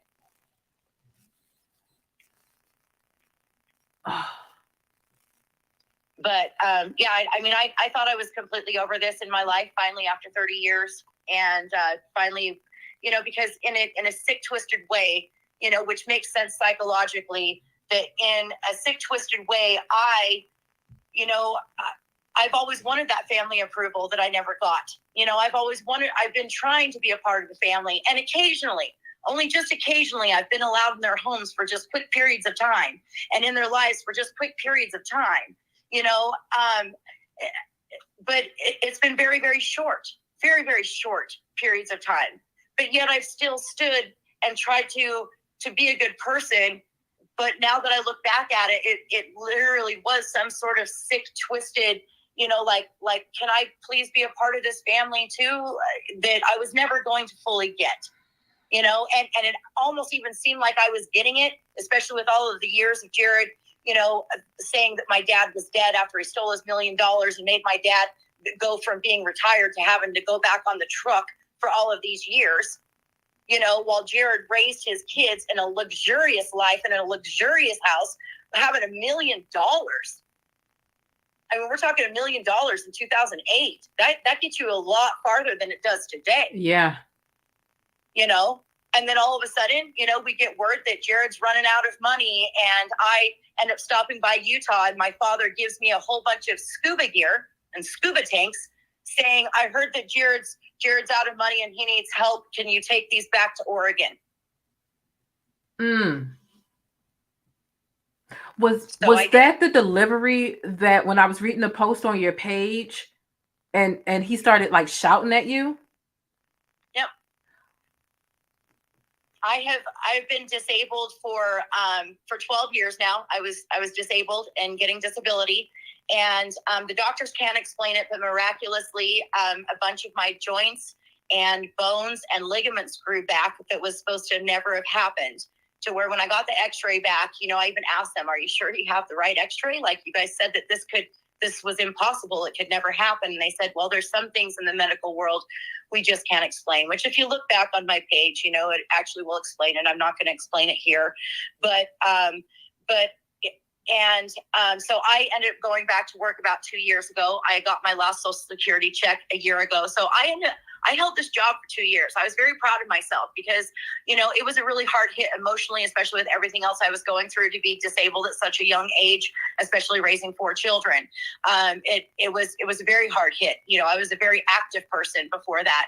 And then all of a sudden to be able to not be able to move very much, it was really hard. And so for me to have this job for 2 years, and then shortly after I cooperate with investigators on this case, and shortly after, you know, like I had called my mother and my father right before I, you know, gave my statement over the phone to the authorities about this case. I had called them for cooperation, saying, hey, you know, have you heard about these allegations from the hero? And they said yes. And then I said, well, do you remember this certain instance, you know, years ago with Jared, which I'm not gonna throw out there right now, but do you remember this certain instance? You know, and they, no, I don't remember anymore. Really? Because you've been talking about it for the last 30 years, every single person that you've ever known. Really? And now all of a sudden you just don't remember because you're protecting Jared because he's getting to be this famous celebrity pulling dead people out of the water. Are you kidding right now? Like, seriously? You know, so I mean, I gave both of my parents the opportunity to do the right thing, and it sounds like they yet again are going to stand behind the criminal instead of the people that actually, you know, need the help at this point. Because at this point, I personally don't believe that there is any help for him. I personally think that he deserves karma times 10, which would be prison. Right. And I won't go into, you know, the explicits of what I think about that, but I'm sure we all know what I'm thinking. Mm-hmm. So, you know, and he's going to get what he deserves, is what I truly hope. He's going to learn a lesson of what he's been doing to others and how much it can actually truly hurt. He's going to learn what it is to actually be a victim. You know, and do I think that that's the best thing for him? I don't know. Do I think that he's going to show up to court on the 30th? Or do I think that he's going to take the millions upon millions upon millions of dollars that have been donated and vanish? He's vanished before. He did it when he was a teenager, when he was broke. Why wouldn't he do it now? Am I afraid for my life? Am I afraid for my kids' lives? Am I afraid for my grandkids' lives? Am I afraid for the hero's life? Absolutely. Absolutely. But am I going to back down because of it? No. I will die a martyr if that is my path. I even posted that on my Facebook page a while back.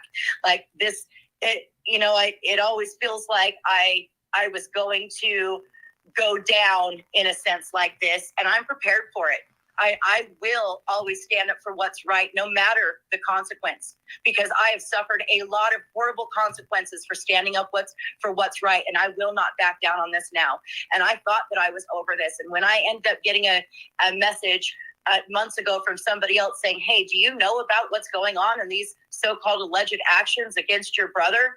And I said, no, I have no idea. And I got a string of messages from back and forth between the hero and some other people, and between the hero and some other cousins, and them even saying, yes, this is what Jared has done to me. But look how far he's come now. You can't go ahead and do this to him now. Look how good he's doing now. Really? Because if we honestly thought in our hearts that he's changed over the years, then yeah, there wouldn't be anything going on now. But in our hearts, we honestly think that the crimes have only possibly gotten worse. Mm-hmm. So, of course, we're going to try to do everything that we can to protect other people, to protect other children, to protect people even financially. That whole stock market thing. Both of my sets of grandparents lost their whole entire retirement on his stock market scheme. Oh, my God. Like he literally, and then, like I said, he just miraculously, he just keeps getting, even though everybody hates on him for a while, then they just put him up on this pedestal again. It's like, what is wrong with people? Are you kidding me? Yeah, and I see the comment, how is Jared not in jail? I've been asking myself the same question for years. The only night I've ever spent in jail in my entire life was when Jared called in a false report saying that I stole a vehicle and kidnapped a child, neither of which I had done. Why did he do that? What was his motive? It was on a Sunday afternoon, and my son spent 2 days in foster care before I could get him out. What was his purpose of lying like that? It was all over money. It was all because we were working for a company, and I wanted to step down, and they wanted me with my minivan to take the new employees out because I was the big head honcho above them in a multi-level marketing company. And I told them I was going to step down and I was going to take care of my children, and that was my number one focus. And they said, you can't do that. We've already told these people that you're coming. And I said, well, why would you tell these people that I am coming in if you didn't even ask me first? I mean, that right there is a whole story in itself. Like, I could seriously write a whole novel just based on that event alone, which is a very sad story. But it ended up being to where less than a week later, I made the state of Oregon cut me a check to move to Montana to start over because I was going to sue the crap out of all of them if they didn't. Do you think he has, or do you have knowledge of him having, and I'm not asking you to name anyone, do you think that he has any victims who aren't in the family, aren't family members? I really have no idea. Okay. So I do know that my father is still not protecting his children. My father actually has a 7-year-old son. And I know that Jared is allowed to take him out on adventures all by himself for the weekends or for the week, and take him on trips. And it was enough knowing that my father was letting Jared back in his life after all these years. And it had only been a couple of years since I felt like I was actually back in my father's life after all these years, which I truly think that that only happened because of Jared being out of his life for so long. And it kind of felt good, in my sick, twisted fantasy in my head and everything that I went through. I finally was getting that approval that I needed of, I really might have a father that actually loves me, and then all of a sudden here Jared is, you know, and I actually had a trip that I was going to take with my grandkids to go and visit my father on Father's Day. And we had it all planned. And as soon as my father mentioned that, I believe that he said that the following week or something like that, that Jared was actually going to be there to take my little brother on a trip, I started questioning that and ended up finding out that, you know, he's already been on trips with Jared, you know, and that's when I put my foot down with my father. I said, look, you know, what have you not learned? I thought that you have grown as a person. I thought that you were doing what you needed to do for your son and trying to protect him and raise him the right way. But then all it takes is Jared becoming famous and waltzing back into your life. And you're going to let the most evil person that you've ever known take your 7-year-old. And now my stepmom is highly medicated to where she can't even spit out a full sentence most of the time. Are you kidding me? You kidding me? Sam, I see you. Did you get my message? I sent you a message last night, dude. We need to talk. Love you, dude. Anyways, I mean, this Sam guy, he has been one of my examples that I've been talking to my boys about, because we've watched a couple of Jared's videos, and it's like, see the family in distress, see the look on Sam's face. Now look at Jared. He looks like it's Christmas. What is wrong with this picture? Huh? I just can't. Like this, I can't believe that he's been this much of a menace for so long and caused your family. Yeah, and I don't want to accuse him of doing things that he's possibly not done, but if he really is this horrible of the things that I know that he's done, okay, imagine what he's actually doing that we don't know about yet.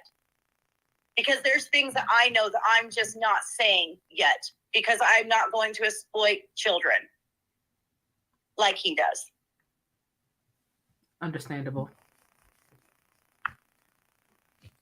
I don't even know what to say. Can you tell me about the time that you showed up to drop something off and he was like screaming at you? Like, I read your Facebook post, but how exactly did that go? How can he get mad at you? That was literally just a brief summary of what happened. So what happened? Okay, so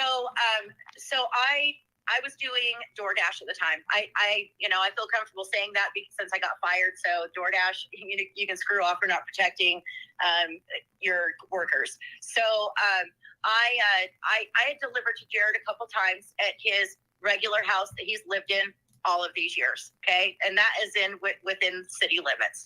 So I had delivered to him a couple times before. However, because of the way that he is, when I would see that it's him and I would see that it's his address, I would literally send a screenshot to my kids or my best friend saying, this is where I'm delivering at in case I don't come back.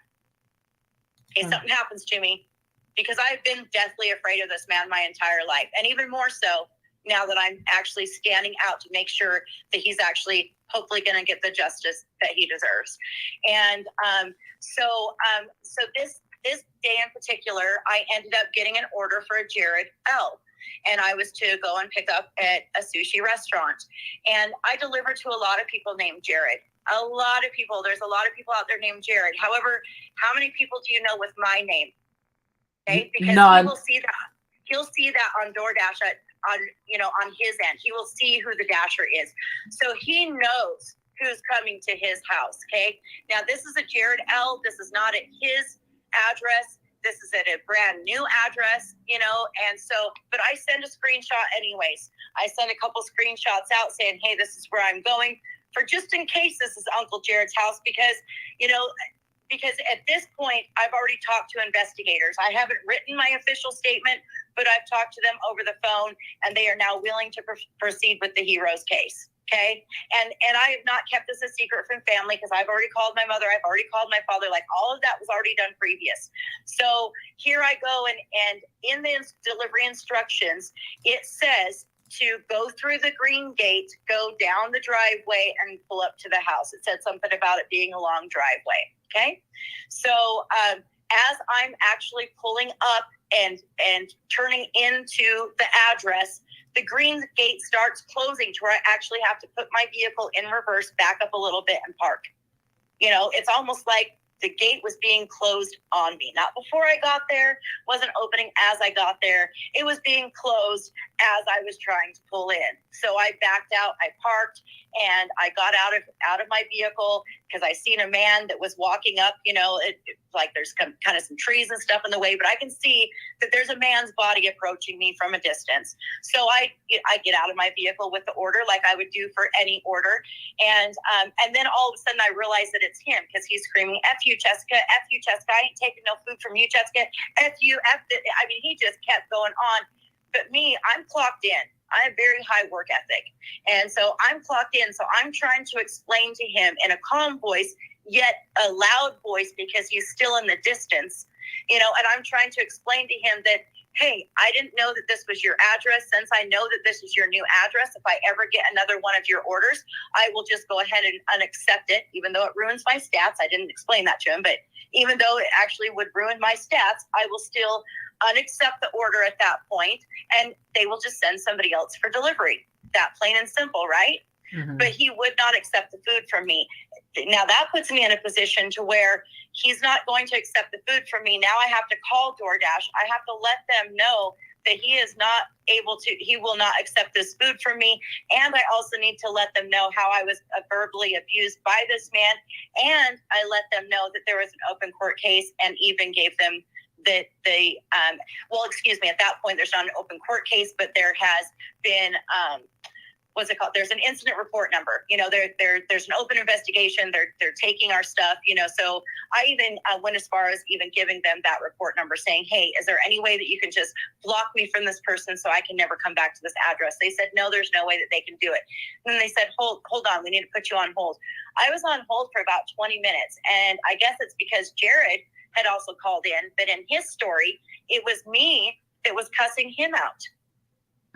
Not the way that it happened. He tried to say that it was me cussing him out and me using profanity, when I was actually just trying to explain, look, now that I know that this is your address, I will unaccept it. I was just trying to do my job, and then I think I did one more order after that. I was a little bit shook up, and it took a while, like I said, and I didn't stay parked out of his house, like down the street the whole time. Like as I'm on hold, I actually went and dropped off the order with my kids on a job site. I ended up heading back towards the restaurant in town. It was like I was waiting for this phone call to get over so I could just go about my business. Like, some of the, I've done almost 10,000 deliveries like that. This isn't my first rodeo of an undeliverable order with an asshole. Okay. Mm-hmm. So I don't know if I'm allowed to say that, but anyways, So I try to do my thing. They get back on the phone with me, said that they're sending an email out about the resolution or something like that. I said, okay. Well, when they say that, I usually just check those when I get home. And if there's anything extra to do, I just do that when I get home. I try to go and do the next order, and it's hard for me to accept it. And so I just figured that the app was glitching out. And so I was just going to go. I was already shook up anyways. And with the app glitching out, I'm just like, you know what? I'm just going to go home. So I went home for the night. The next morning, I get ready. I go to work. I go into town. I go to open up the platform to log in, and it won't let me log in. It says my account's been deactivated. Oh. And so so I ended up getting a hold of them, and they said that it was for use of profanity. And so I'm assuming that he used his fame to, make himself actually be heard. Because after 2 years of this, there is an appeal process, and I tried to do the appeal process, and the appeal process did not work. So,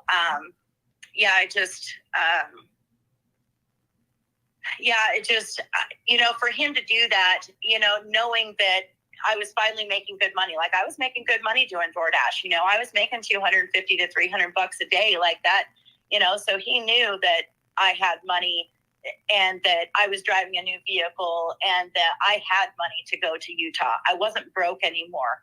I wasn't living on $1,000 a month anymore. Like it was like he took away tried to take away my means of supporting myself and going on with this case. And I mean, that's just my personal opinion. Did he kind of do me a favor? Yeah, because karma's a bitch.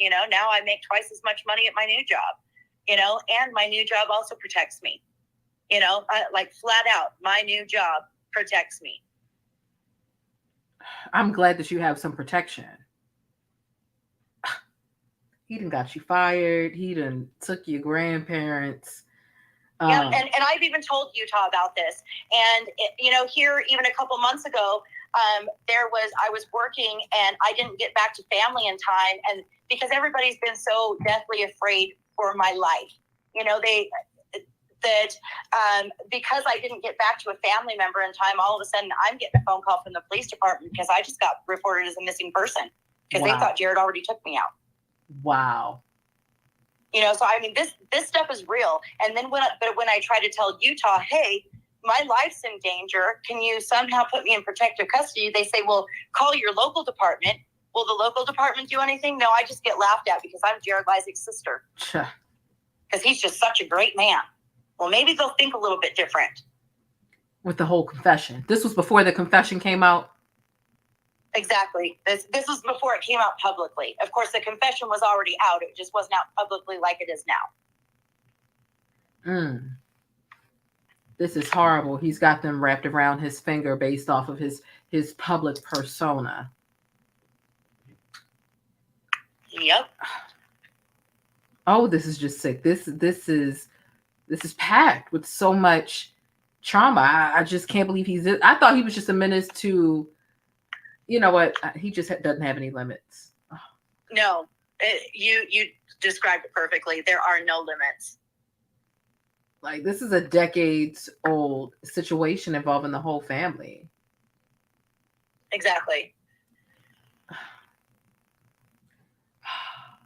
And like I already said, you know, like he was a child when this started. So had he have gotten the help that he needed, had I have gotten the help that I needed, had everybody have just gotten the help that they needed, it's very possible this would have been a different outcome. But because it was covered up and he was treated like, you know, like everybody else is in the wrong except for you, I honestly believe that that's what made him who he is today. And those people should also be punished. I agree.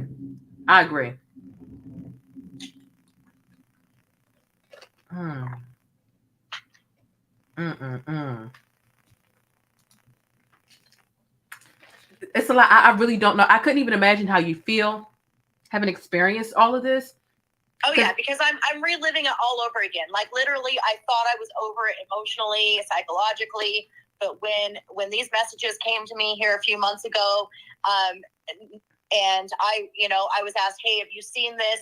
The first thing I had to do was call my cousin, the hero, and I had to tell her, look, you have my full support. I don't care what risks I'm taking. You know, like you deserve to have your voice heard too. You have kept your mouth shut so many years because of what the family did to me that you didn't want to be like that. That yes, I will 100% fully support you no matter what it takes. Even if he takes me out, that's worth it. I've been suicidal my whole life. At least if he kills me, I still got a chance of going to heaven, right? So for me, it's a far better outcome. Like, come get me, Jared. Come get me, Jared. I know you know where I am. Oh, I just can't. I see there was one person in the chat who's like, oh, I don't think the rest of the team members know about it. I'm not sure if they do or they don't, but from what Jared said, he said that they do know about his essay behavior. Now, that could have been a lie because it seems like all he does is lie. He said he was in foster care. He was never in foster care. But I pulled up this email right here because I see that we have Exploring with Nug, and shout out to you and Sam for being in the chat. Who knows if they knew, but Jared said that they knew based off the emails because she sent them to the company email, which is where he confessed through the company email. Right, and there was even a show that was done last night with one of his ex-employees. I forget what the guy's name was. I think it was maybe Nick or somebody. I had it written down somewhere, but I don't know where it is now. But and evidently Anthony 1994 was also working with Jared, and he actually was on one of these last night, and he said yes, they in fact all did know. So it's not just coming from Jared saying that they knew, it's coming from one of his actual ex-employees that yes, they knew. But Jared, it sounds like he was, like I said, like what you have pulled up right now. He was 12 years old. No, he wasn't 12 years old. He wasn't 12 years old when this incident occurred, because if he was 12 years old when this incident occurred, then he was negative 5 years old when he was born. He was 16 or 17. He was 17. Oh, you know what? Family said it's 17, then it's 17. That is sick. I wanted to read something that I actually neglected to pull up, neglected to read when I pulled up these emails prior. It was the caption that she had placed underneath of one of these things. And why am I having such an issue with pulling this up? It's not coming up for me. Okay, so here we go. Have you personally checked out the hashtag Stop Jared Leisek on Facebook yet? No. You'll find a lot of the information there. A lot of the stuff that you're going through is also there. Oh my goodness. Okay, so this is the part where let me see. Let me make it bigger on the screen to make it a bit easier. All that stuff will be on the hashtag also.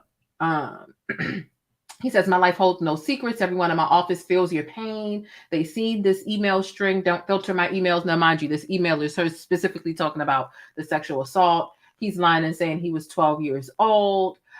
He's suggesting that she reach out to specific family members that have experienced the same thing. Now, here's the caption she put. She says, the person he refers to is blank. Now, we've redacted it just for the, the person that he refers to as blank would be my cousin and one of his previous victims prior to me. He referred me to her so that way she could help me learn how to forgive him, not to mention unprovoked by me. She contacted me a few days after these emails happened and has tried to convince me, but all of this is not as bad as I see it. Back and forth messages in my phone. Absolutely. Oh. So, and then what they ended up doing when they ended up realizing that me and the hero would not back down, what they ended up doing, this so-called cousin, this unnamed cousin, tried to go after the hero and tried to slander her, saying, well, if you don't stop doing this about Jared, I'm going to go ahead and say this about you. Oh. And then the brother of that same person, who's the son of the first man who raped me, my uncle or ex-uncle-in-law at the time, all of a sudden he reached out to me the very next day through Messenger, and I had to block him because he tried to do the same crap to me and tried to accuse me of things. Lord have mercy. I mean, we're talking, this family has no limits, and this so-called cousin, that this unnamed cousin on here that they're discussing that the hero should get a hold of, this cousin made a Twitter post years ago, and I don't know if those older Twitter posts show up or not, but I'm pretty sure it's the only Twitter post that I've ever done in my life too, because she ended up saying, hey, something about I'm making my first Twitter post to try to help my husband through his psychological issues because of all of the stuff that's happened to him through Mormonism and this and that and and all the cover-ups.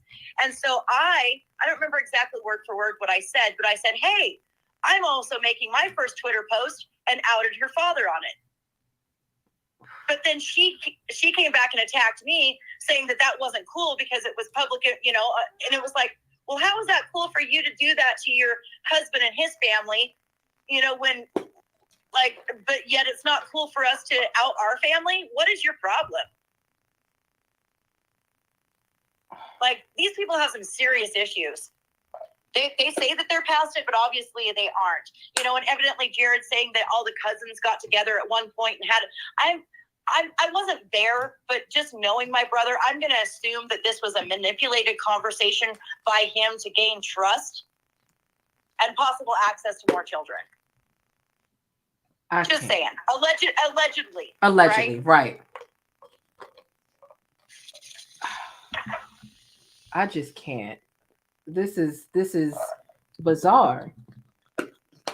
It's bizarre. This is a lot. I can't believe that he's never been arrested prior, but I swear, but between you talking to the police, the hero talking to the police, any other victims talking to the police, I really recommend, since he has such a big name that is pristine and prestigious, Oh, Nug, she addressed this earlier. She said she wasn't willing to speak on it because she's not willing to speak for people who she's unsure if they are willing to come forward themselves. So, and that's understandable. Respect. Yeah, and they won't because so good question, exploring with Nug. But anyways, that's something I'm not going to hit on today, and that hopefully the truth just comes out. But anyways, you know, like I said, we've tried to contact other family members for support in this, but their stance on it is they can't overlook Jared's fame. Well, look how good he's doing now. What? Because he's a YouTube? Because he's got 2 million people on YouTube, 2 million followers. That all of a sudden just makes him a great person. And let's forgive everything that we know about him that he has never stopped doing for all of these years when it comes to all of this criminal behavior. You kidding me right now? Like, it's just crazy what fame and money will actually do to some people. It is just absolutely insane. You know, honestly, I recommend you go to all of these larger public if you can, right? Like, I'm not, just a suggestion, right? If you want to really amplify stuff like this, go to the Rolling Stones, go to the New York Times. The Daily Beast does really good jobs at exposing people. I mean, like, they do lengthy, detailed exposés. Like, they are heavy hitters. You know, and I understand that you are reliving this. But look, if you're trying to do some well-deserved damage to his squeaky clean good reputation, these publications, they'll help you expose them. I mean, I can do all I can with my platform. But whether they pick up this video or you go to them directly, if they would be willing to take the information directly from you, you know, it might help if you're up for it, you know. Right. Yeah. And I honestly, I don't know how much more I can handle at this point. I took yesterday off because of this. I took today off because of this.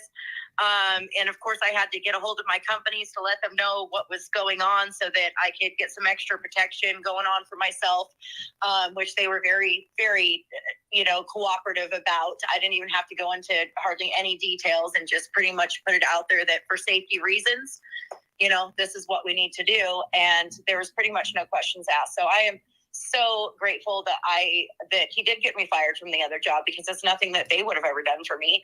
However, I don't feel like that's enough. Like, I honestly do think that our entire family needs to be put in protective custody.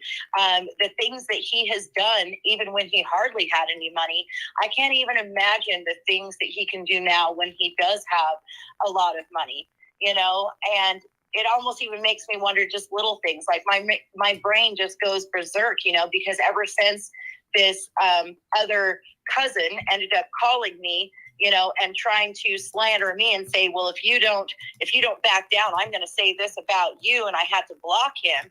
You know, this guy worked high up in the government, and that's what he did, was surveillance and things like that. And ever since then, I've had a problem with my phone. Ever since then, I have had a problem with my phone. Whoa. I'll try to message people, and it says blocking is enabled and active, even though it's not. Like, I was trying to call in and be on a couple of feeds earlier today, and then all of a sudden, just like multiple screens will just automatically show up to where it's like I'm on it 4 times at once, even though I'm not, and I haven't touched anything. You know, like just things like that. And it just kind of makes me wonder, you know, what's really going on, you know, like that literally could just be me and my brain going insane because of this situation, or it really legitimately could be happening right now, to where the phone that we're talking on right now is a new phone that I ended up getting that is not connected to this other account. I was about to say, do you think your phone is like tapped or what? Well, like I said, I have a second phone now.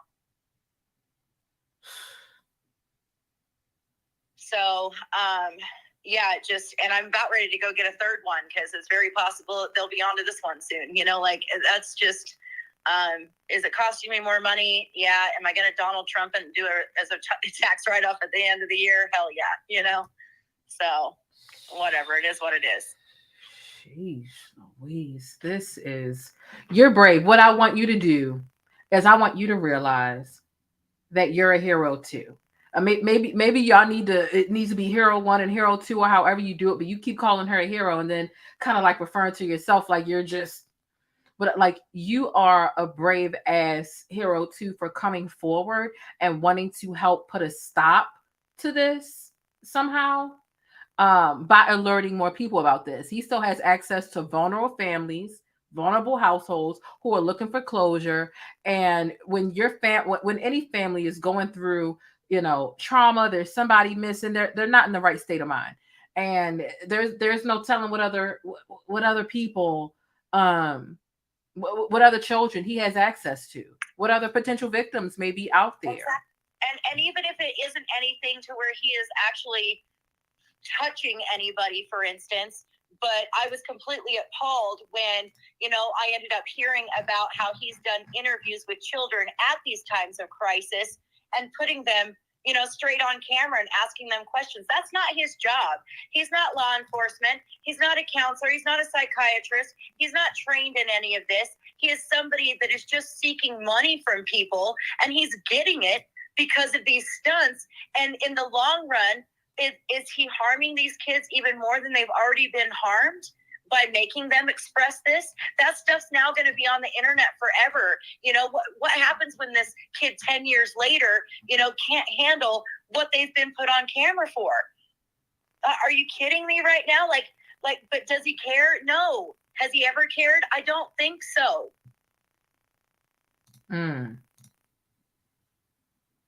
It's like he has no soul.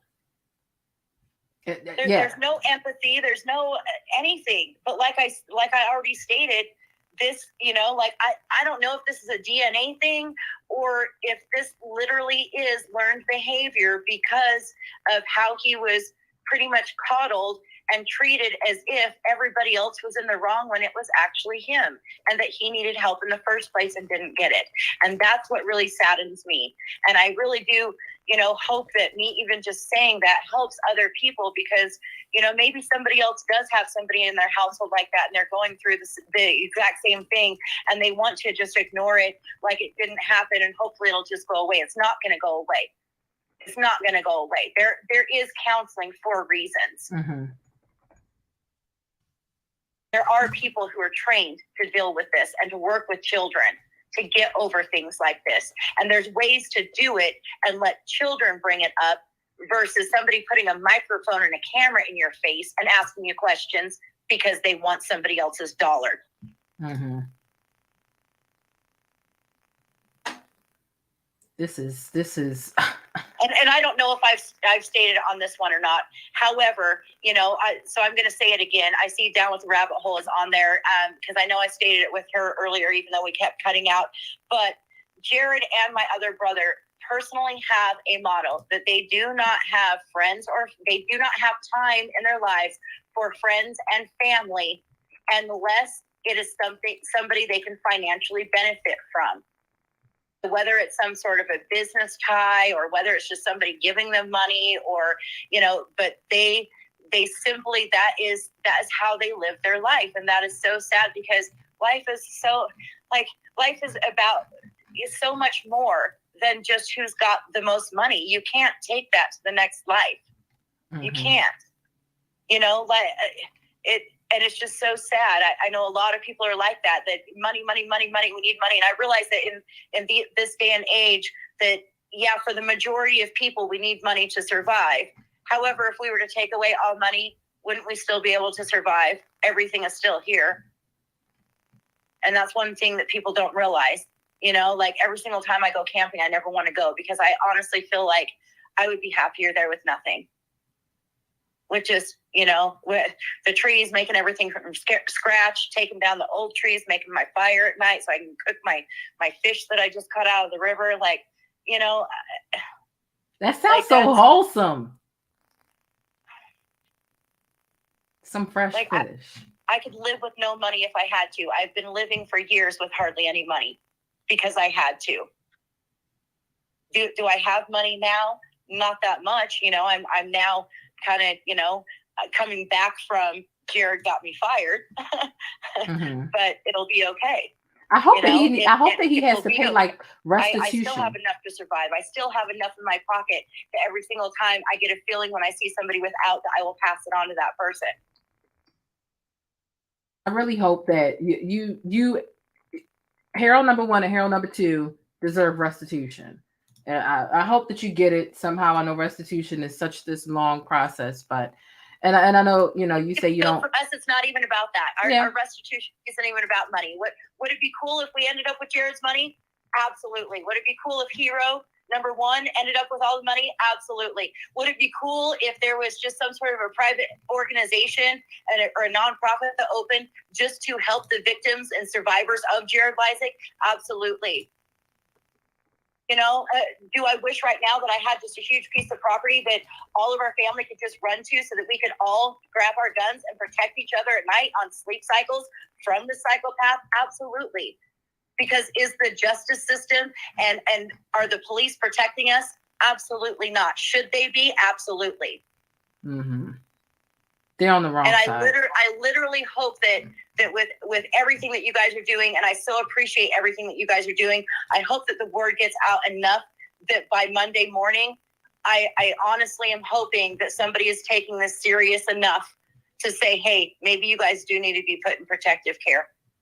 I hope so. Between protective care and really just amplifying the reach of this story. What I'm going to do is when I go to work tomorrow, I'm going to email a couple of different publications and send them the link to my little video, but also let them know that I've had direct contact. And if they want to contact you, I'll just, if you want to talk to them, cool. If you don't. This platform, Down the Rabbit Holes platform, and Kamel's platform is going to do what it does. But there is nothing like the Rolling Stones and the Daily Beast and the New York Times really blasting this man and ruining this pretty perfect image that he has lied and portrayed to the public as it pertains to him. I can't speak for the other people who are still on his team. We don't have any knowledge of them doing anything like this. And it sucks that they have to be associated with this. But, it is what it is. Here's what I'm going to do. There is somebody who said they have information for you who had an interaction with Jared. They said that they had a back and forth with Jared on Dr. Phil. And they said they have info for you. So oh, crap.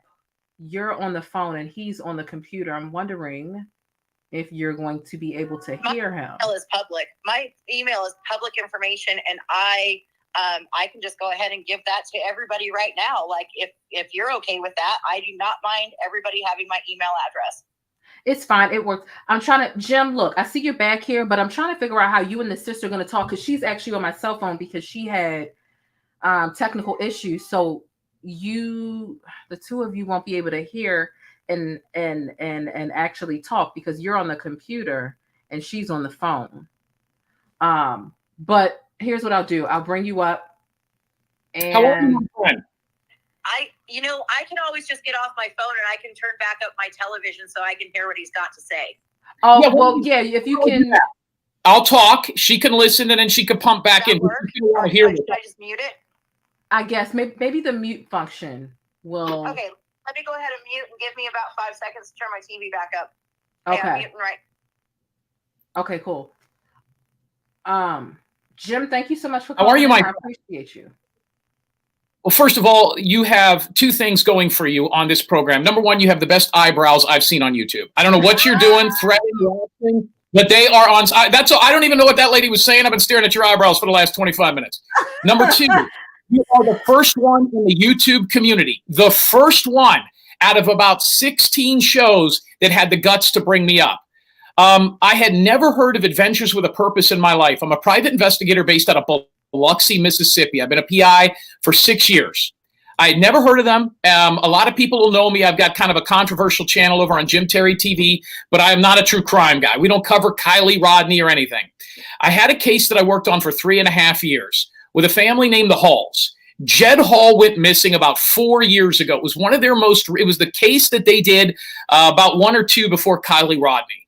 Jed Hall was pulled out of a river that was searched in Idaho by the police 3 different times. The family had no idea his car or he was there. Google the story, you'll see it out there.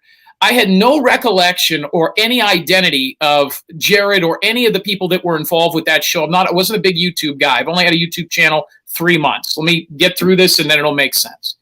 About a year before that, I got a phone call from a family, and I believe it was Oklahoma, whose son 30 years ago went into a river and disappeared. He went missing with his car. They wanted me to look into the case.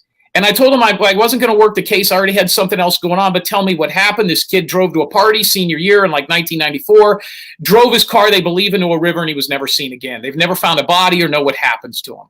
And they said, we're really skeptical about using anybody else because we just had a private investigator in his company here. I says, what company was that? He goes, they're called Adventures with a Purpose. And I said, I've never heard of these people. And basically this mother and her family told me, and I've had about 10 of these phone calls since then, so I'm going somewhere with this, that these guys showed up with the cameras, with the media, searched the river, and when they realized they couldn't find the kid or another case came, they shot out of there, left the family holding the bag. Wow. So they told me 2 days after Adventures with a Purpose failed. Let me tell you what Adventures with a Purpose is. Adventures with a Purpose is a baseball player who you only see on TV when he hits a home run.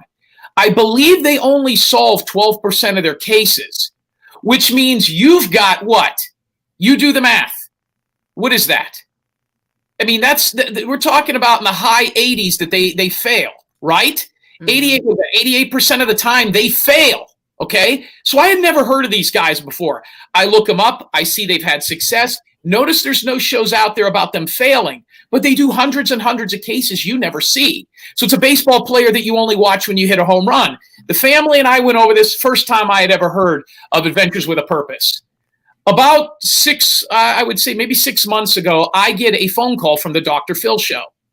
And Dr. Phil's programming wanted to get in contact with me about Miss Hall, who, by the way, was on Dr. Phil's show about 4 weeks ago.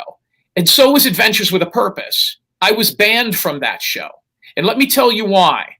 Jed Hall's mom called me after I got a lengthy text messages from one of 3 guys. There's the guy with the beard, there's Jared, and then there's another cop guy who's behind the scenes who was in London at the time. And he sent me a long message that said, if it wasn't for your press, if it wasn't for your media, we never would have heard of the Jed Hall case.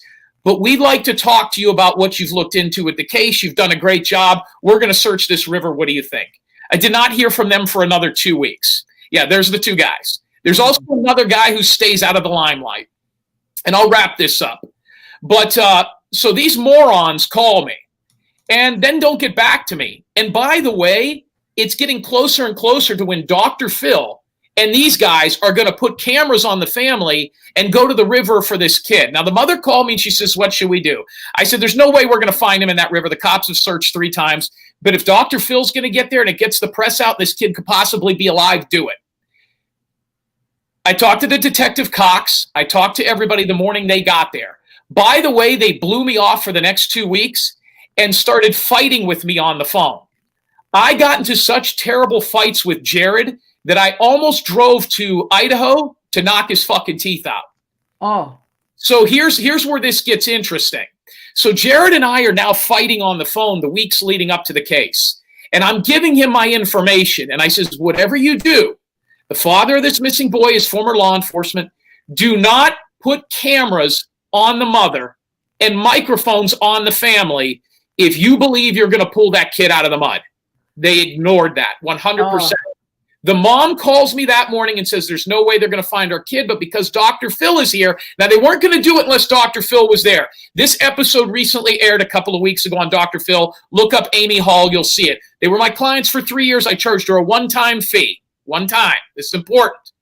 I had originally put up a $20,000 reward. I think it was 15, then went to 20 for anybody that could find Jed Hall. A year before I ever heard of Adventures with a Purpose, we took that off the table because we figured maybe him or the car was still out there and he was alive. That was widely documented.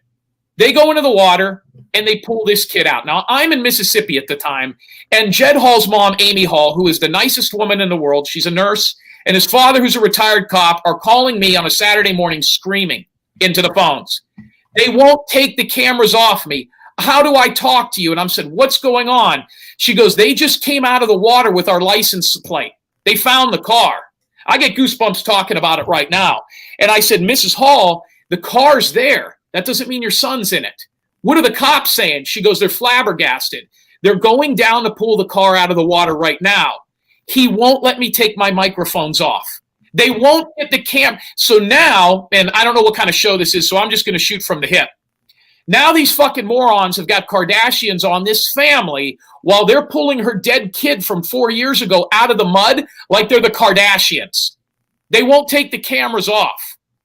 So the family is on the cell phone with me, which, by the way, they didn't alert one other local media outlet. Why didn't Adventures with the Purpose detail one other media outlet? Because I started calling the media outlets. I go, are you out there? Because they wanted everybody to be away so they could have 100% carte blanche to all the footage. They never alerted the media. They never sent out a press release. They called Dr. Phil and they contacted. Now, God bless them. They pulled this kid out of the water and they found him for the mother. 25 minutes after they pull that kid out of that water, his carcass out of that water, and that family is screaming and crying and they're putting microphones in her face, they always come up with a license plate and the emblem of the vehicle, okay? That's important. I tell the mother, go to the detectives, tell them you don't want to be on camera anymore. Did you sign anything? Yes, we signed the waivers to be on the show. And I says, oh, Jesus. I said, so they can play this. She goes, yeah, the guy that signed the waiver with us is already gone. They did it the day before we came here. Well, that was their decision, and they did that. 25 minutes after they pull that dead kid out of the water in front of his family and get the content, they call me. Jared called me. And he said, I told you, motherfucker. He says, I told you we'd find him in that river. He goes, I want my $20,000. I said, Jared, I don't know who you are. I don't know where you're at. But I've already been contacted by Dr. Phil. I'll tell you what. I'll bring it with me when I'm on the program, and you come get it from me. Dr. Phil's people called me within minutes of that conversation and said, we heard you threaten Jared from Adventures with a Purpose. Oh, Lord. By the way, now Dr. Phil didn't call me. He had 3 or 4 producers. I've never spoke to Dr. Phil. And so I told the producer at the time that if you bring me on that show in Los Angeles, I'll knock his fucking teeth out. I will grab that bastard by his bitch tits and beat the shit out of him. It'll look like Jerry Springer. So now I'm getting calls from law enforcement in Idaho saying I'm threatening to kill this guy.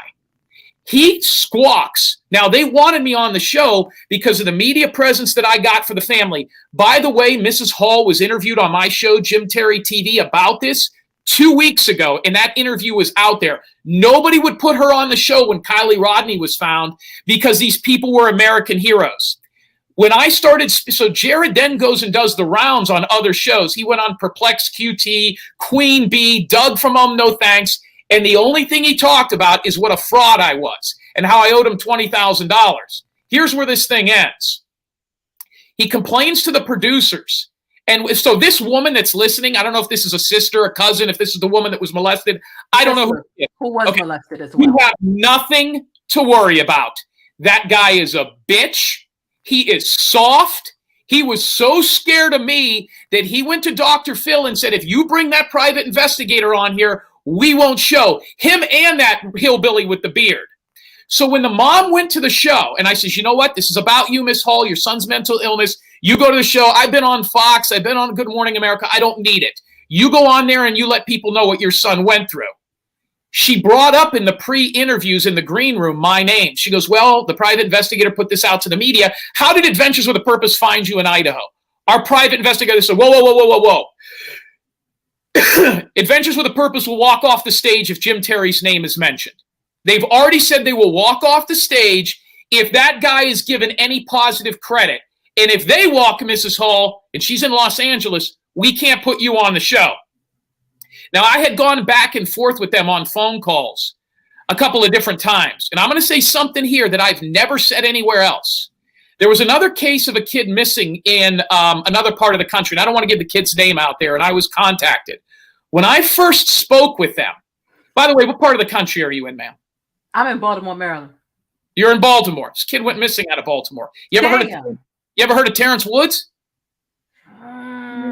He's the young black kid that went missing in Idaho on the show Gold Rush. If you haven't looked up Terrence Wood's missing persons case, you need to look at that case. What year was that? About 5 years ago. Terrence, well, how old was he? He was in his late 20s, college educated. I believe he had a master's degree. He was living in London. He was working on a TV show on Discovery called The Gold Rush.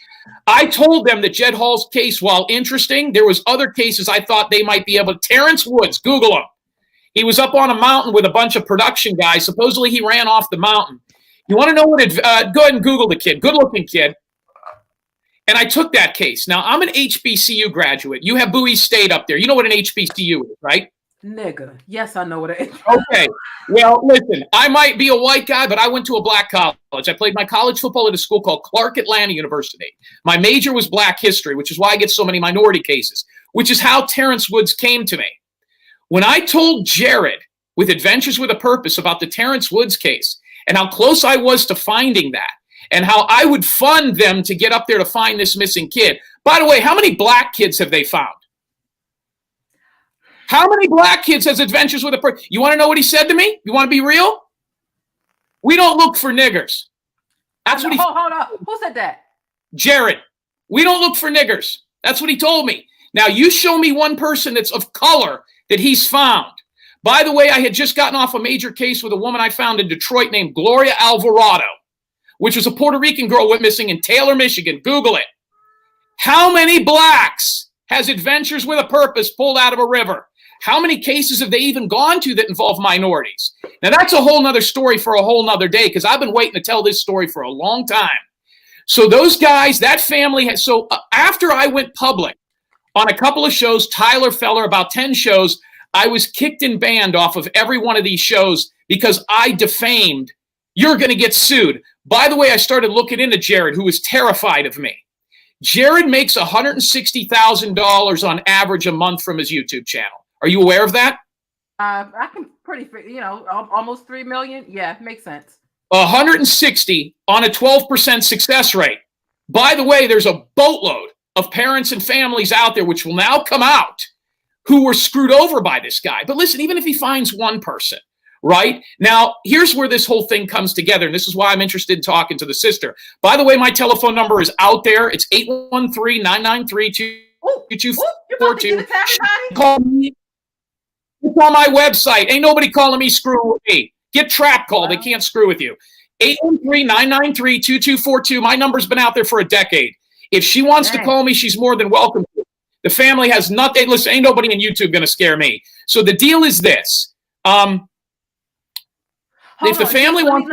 Let me get one quick pause real quick because this man is going in the paint, you guys. Right there, tell me that wasn't no ball. That wasn't no ball. Listen. Okay, keep going.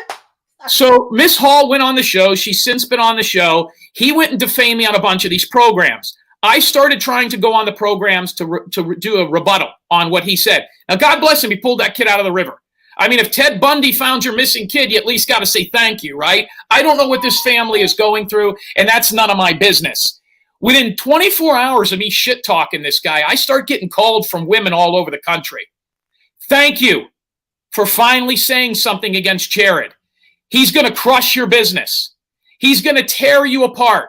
You're going to have to go into hiding. I said, why? The guy's got breasts. I would never be scared of a man with breasts. I'm not worried about Jared or his boyfriend. I don't care. So basically what happened is I started getting phone calls about him being a pedophile. And I started finding a Reddit about him abusing a niece or a cousin. I don't know what it was. Now, listen, there's Reddits on me that say that I'm a heroin trafficker and all this stuff. By the way, did I hear today for the first time, Jared Mormon? That's what he's saying. He's blaming on the Mormon church. Yeah. Let me tell you something else Mormons don't like. Homosexuals, which is another case I worked on. A kid that went missing named, they're not allowed to get married in their church. And I was working on a case most recently that a lot of people know me from with a kid that went missing named Dylan Rounds out of Elko County, Nevada, which the Mormon culture is very big in that missing persons case. So what I wanted to do was tell any family member and any show out there that wants to, these guys are not scary. He's not scary. Jared, you have nothing to worry about. I'll walk through Jared's backyard with my shirt off. There is nothing about that man. He is not going to do anything. Anybody can send a grab link. Anybody can break into an email account. He's a moron. And I can tell you that there's a lot more. So then these women started calling me. And they started telling me about being molested and Reddits. And listen, I don't even know how to change the picture on my Facebook page. So I don't get into Reddit. I don't know about all that stuff. Blogs and, I still thought there was message boards. So bottom line is this. He was terrified of me and never did another interview after the, I told him so in Minnesota, I get a phone call. And this is where it ends. And this is fantastic. This is karma. I get a phone call a couple of months ago from a guy who listens to my show over on Jim Terry TV. He goes, you ain't going to believe this. I'm in Minnesota, and Adventures with a Purpose just broke down out in front of my house. I live near a lake they're going to search. I said, where are they? He gave me the address. I called Jared from a blocked number. He picked up.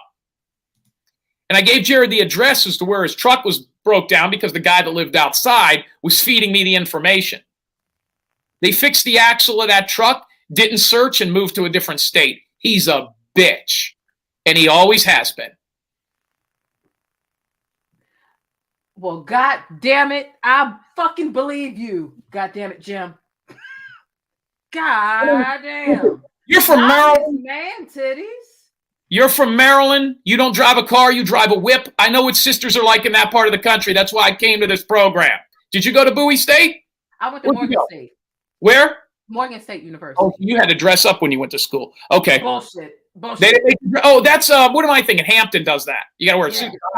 If you had a business class, you had to wear. I did business admin. You had to dress up for that class on that day. But no, we showed up in our sweats, looking very college-like, as every broke 19-year-old did. You're an HBCU girl. I knew I liked you. But listen, you're going to get a lot of hate. You're going to get a lot of stuff coming out because you had me on the program. But I owe you huge. If there's anything I can ever do, you ever want to call me off the air, I don't know if the sister wants to rebut any of this story, but right now people in your chat room are Googling it. If you look Jed Hall, Jim Terry, and Adventures with a Purpose, I scared these guys so bad they left the state of Minnesota. But there's a lot more to them. It's just that back then, they were the darlings of the internet. And I was just a PI based out of Biloxi, Mississippi. Sheesh, Louise. The hate doesn't matter to me. I get hate anytime I cover pedophiles because people want to, make excuses. I'm used to that. I covered the R. Kelly trial. His fans, I call the P Hive. R. Kelly likes peeing on people that, they're just some moist ass folks. There have been like 2 or 3 of them in this chat, and I've blocked them. I really don't give a fuck because when it comes to exposing a pedophile and a predator, somebody stealing the innocence of children, you deserve to be blasted and handled, whether it be through the law, in jail, somebody on the streets. I don't give a fuck. You deserve to be exposed, and that's just how it goes. Well, if you want to, sister, and listen, I don't want to monopolize your program here. By the way, you got some of the hottest people in the chat. I see you got a girl from Virginia Union in there. She's already trying to give me the digits. But that's I don't want to come Jim, yeah, I don't want to women. What I do want to see is if the sister wants to, rebuttal or say anything or maybe ask you anything. So she might have a delay since she's on the phone, but let's give her a couple seconds to see. Let me go. Can I plug my computer in while you're pulling her up? Otherwise, I'm going to lose you and I'm going to look like I was being rude. Yeah, go ahead. Plug your computer in. Plug your computer in. And actually, what I need to do is I need to let this cat out the room. He's eating all of the damn treats. So I need to let him out the room because he's getting sick of this shit. Let me let him out the room. If you come back, Cheska, you can just start speaking because you're already on the mic, okay? We'll be right back. Get into this Black-owned business, Stickies. It's got things for inside your home, outside your home, and even on the go. JasmineMadeIt.com is your new destination for Black Girl Magic mugs, tumblers, and even wine glasses. You can even customize the tumblers and wine glasses. There's a lot going on for a low price over at JasmineMadeIt.com. And if you've been serious about wanting to support more Black-owned businesses, here's your chance. Let JasmineMadeIt.com handle all your problems for family and friends. You ever had a friend over and they just wasn't catching the hint or paying the rent? Y'all asses all get to stepping.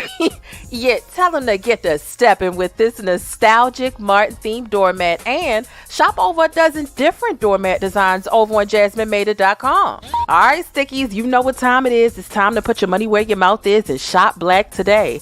Make life easier for you and your household by taking your family's hot or cold beverages on the go with one of these unique tumblers. It's insulated to keep your beverage at temperature, and it comes with a few different reusable straws and even the specific brush that you need to wash it so you can keep it sanitized and germ-free. They've got all kinds of designs to match your mood or style. So grab something for your wife, the hubby, or even the kids over on JasmineMadeIt.com. That's JasmineMadeIt.com, and I'll see you over there.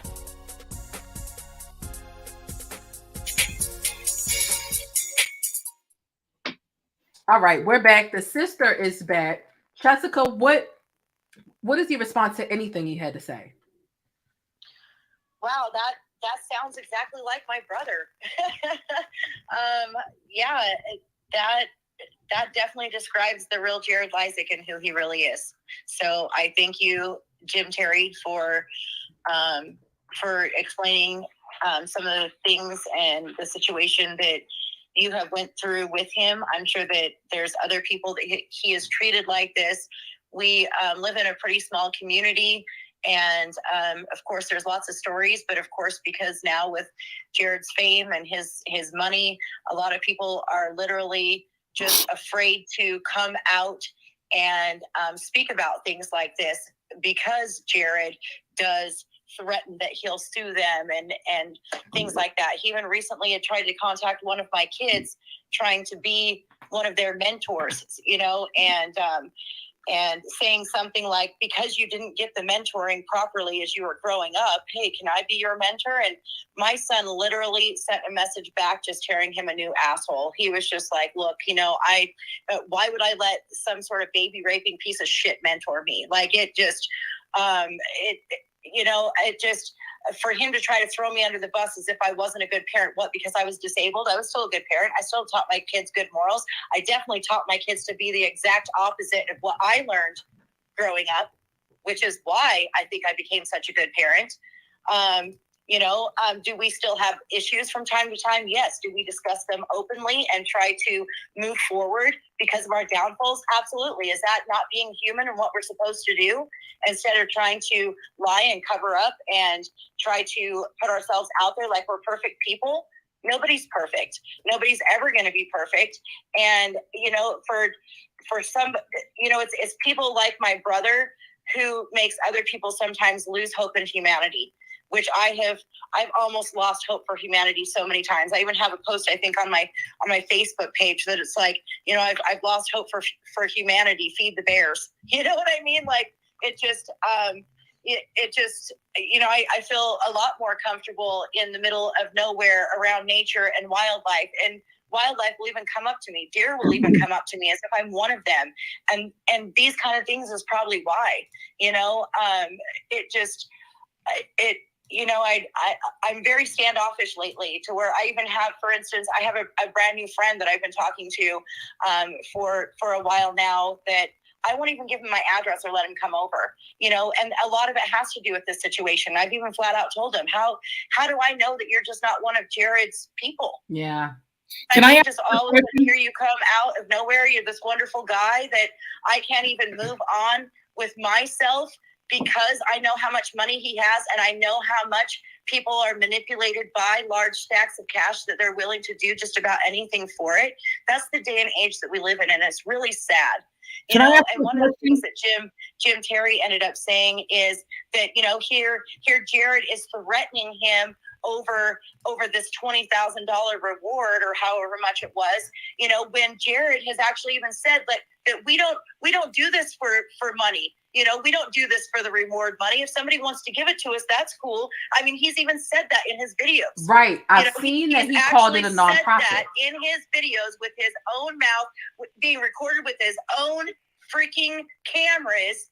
That yet then when he doesn't get the reward money behind the scenes, this is the Jared Leisek. He is all about the money, and this right here is another piece of the proof of his character. Can I interrupt you real quick? Can I say something? Can you tell her? I don't know if she could hear me. First of all, let me explain something to everybody. Just because you're a nonprofit doesn't mean you don't get paid. Jared from Adventures with a Purpose is paying himself a salary. I see this all the time with search and rescue groups or advocates we're a 501c3. There's one going on right now in Idaho called Earthworm Search or something. They want to buy a dog and this and that. People are like, well, I'll send them money because it's a 501c3. Hold on a second. The guy that runs the March of Dimes, okay, pays himself a salary. If you think that the head of the Salvation Army is doing it for free, people are making $600,000 a year. So even though what Jared has always said, at least what he told me, is we don't charge the families. Well, I'll tell you what, I won't charge any family who will let me come pull their kid out of the mud so I make $160,000 a year. He'd be stupid to charge the families, because if he did, he wouldn't get the free cases. He gets the content. If he can't find the kids, he moves on to a case he can, shows a 100% success rate, even though they say behind closed doors they don't. My question, and I have a couple of quick ones, is he still at large or is he behind bars? I don't know. Mark it back up. Let's see. He is still at large right now, and he does not have to appear to court until November 30th. I believe it's at 10:30 a.m. in Manti, Utah. Has he retained a lawyer? Has he retained a lawyer? I am not sure if he has retained a lawyer or not. The stuff that people were calling me and telling me about him being a kitty fiddler and being a pedophile seemed like it had gone on for decades. Why did it take so long?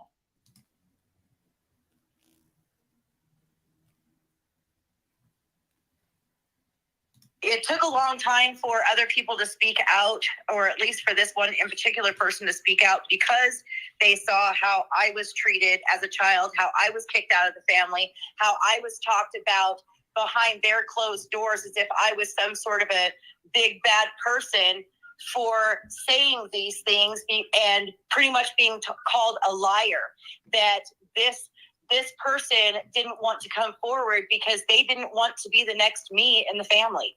And that's very understandable. And as soon as I believe it was at the beginning of the year and she had no idea about this Adventures with Purpose thing, but all of a sudden there she is and the TV's on and there is the face of the person who has haunted her for years on the TV being called a hero. That's when it hit. That's when it hit. That's when she knew that she was finally going to come forward and that she was going to make sure that people knew that he was not the hero that he is proclaiming to be, because other people needed to be protected from this man in several ways on several levels. You know, now there was a couple of other things that have come out. Did he steal this business from another business partner? And by the way, he did not start this business, right? He stole this, or there was a fallout with some other business partner. A man reached out to me and said that Jared had stole this idea or maybe the company from him. Do you know anything about that?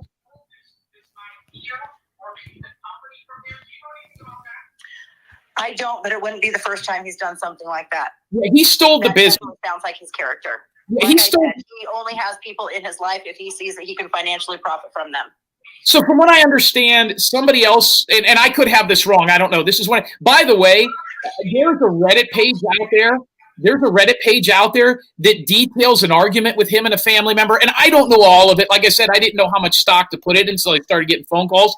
But I was told that he had a partner maybe at the beginning of this and screwed the guy over, like right when it got big, kicked him out, kind of like Beyonce, did with the rest of her group. What was that group called you were real into back in the day? What was Beyonce's group? The group I was real into, Black people. Destiny's Child. Yeah, you were. Now I know you were real big into Destiny's Child back in the day. How you know? Because I'm black. Yes. So she dumped all of them. Child. Listen, you had to. You listened to him, did you not? Man, are you still on the live feed? Because you would probably have the answers on this.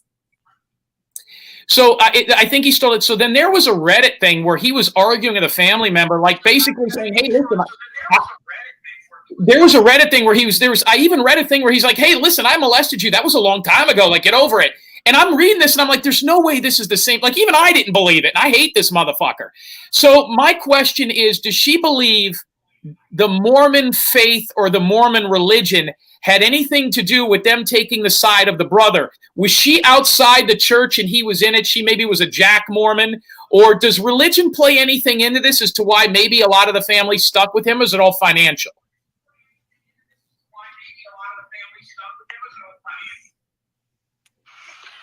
The Mormon religion has a lot to do with it because of the repentance process that the Mormon church has, which is one of the reasons why I am not Mormon anymore. So, and I kind of explained that on one of my posts, to where, you know, if I go and smash a man's face in, but then I go to the bishop and I say, hey, I'm sorry, the bishop says, okay, well, you need to go through the repentance process. You need to go tell smash man's face that you're sorry.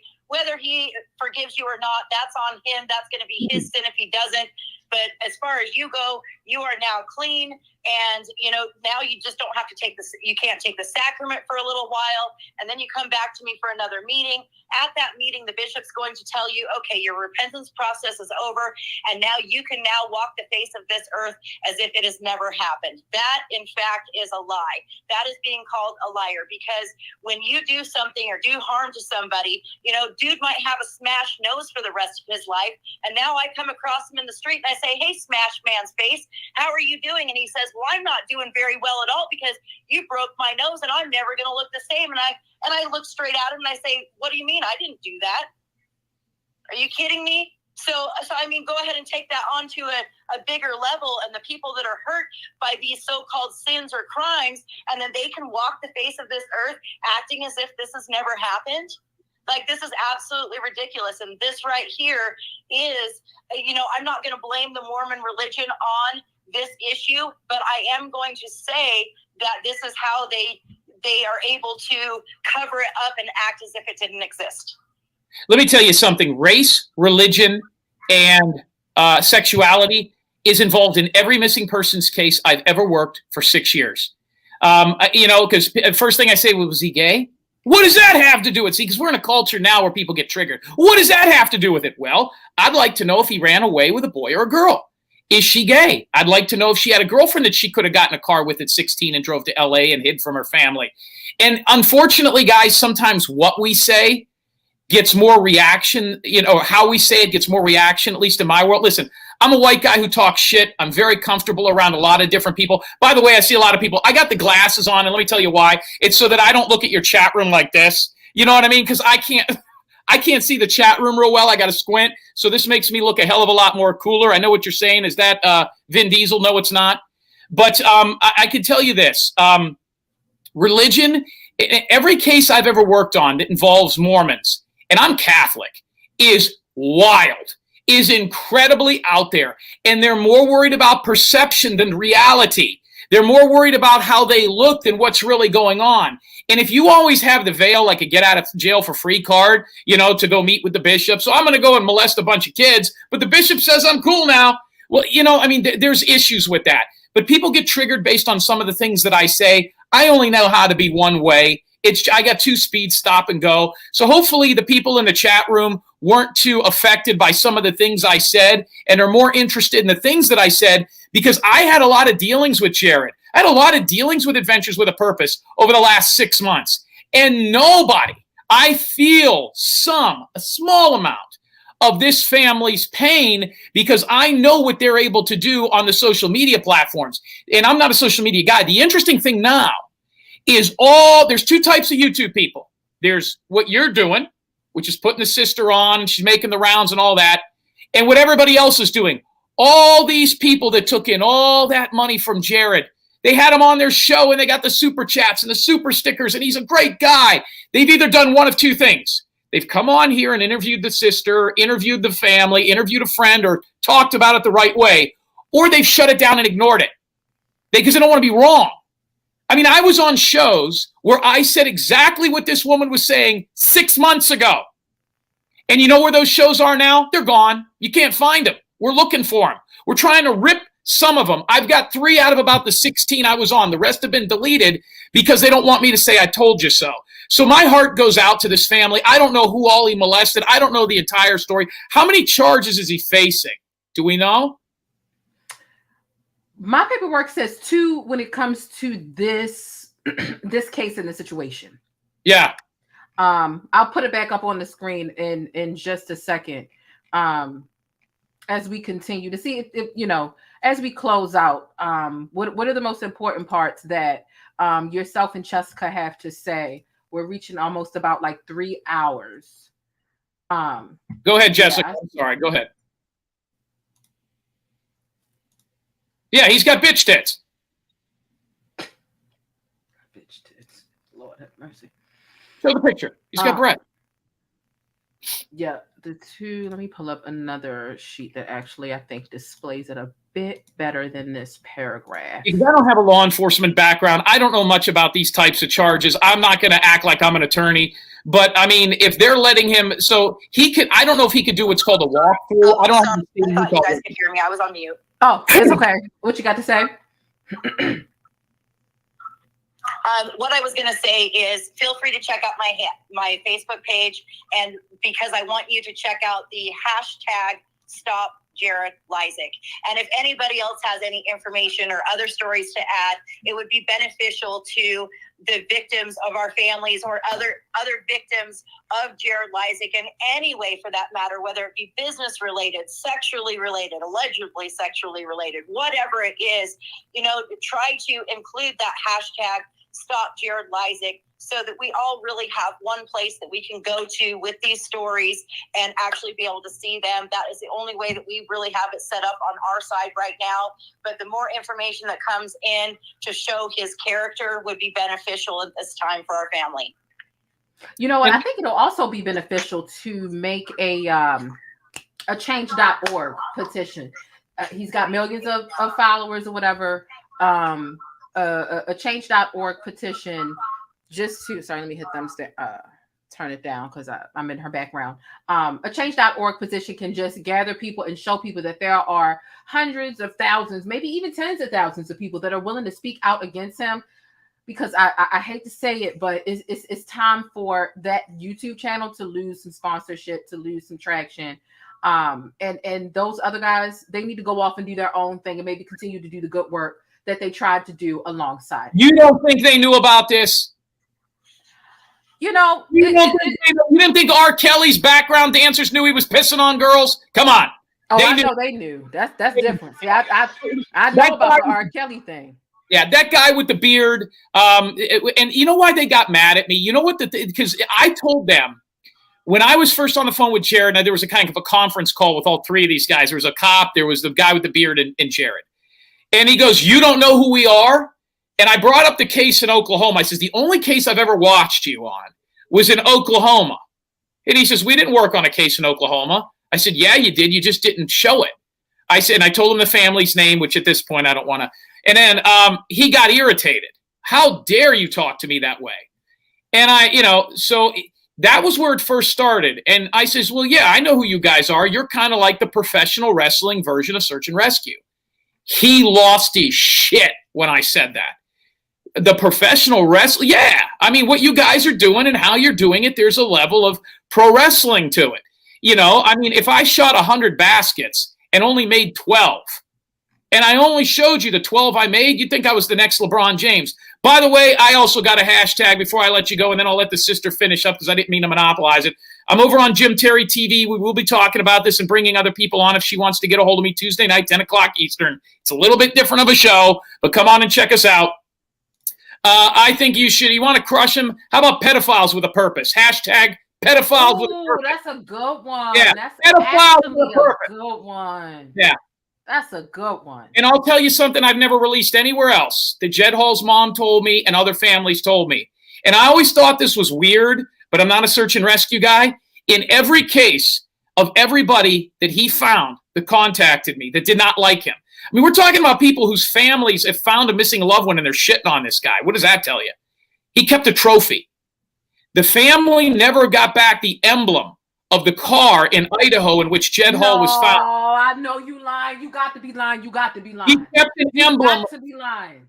He kept an emblem, and Mrs. Hall talks about this on my show. If you go to Jim Terry TV, about 2 weeks ago, Amy Hall was on it. She does about 7 minutes. We go over this. And she wanted the emblem back. And he pulled the emblem. So if you look, they pull the emblem and the license plate. They give the license plate back, and they pocket the emblem. He keeps trophies from every single six. Now, I don't know why that is. Maybe that's not a bad thing. Maybe Search and Red. Hey, listen, if the worst thing he ever did was that, I don't know. But I always thought that was a little Dahmerish. I thought that was a little odd. You know what I mean? It wasn't like he kept a leg bone, you know, but then they took the video of that girl. I'm wondering, here's what scares me about this guy outside of the family, okay? He's got hours and hours of videos of Kylie Rodney's dead body, Jed Hall's skeleton, and who knows what else. You're only seeing the edited version, fucking people. Get your fucking head out of your ass because you like YouTube. He's got video for hours of dead people's kids' carcasses floating in the ocean, floating in a river, floating in a lake. You don't think if he pushes one button, boop, he could put all that out there? You know what kind of power that is? So there's a lot more to this that goes on, and it was only because I got into it with this guy so bad. By the way, can I see his picture one more time? Which one? The of them in the water? Hold on. Yes. Okay, go back. No, back with all three of them. Back. I think back.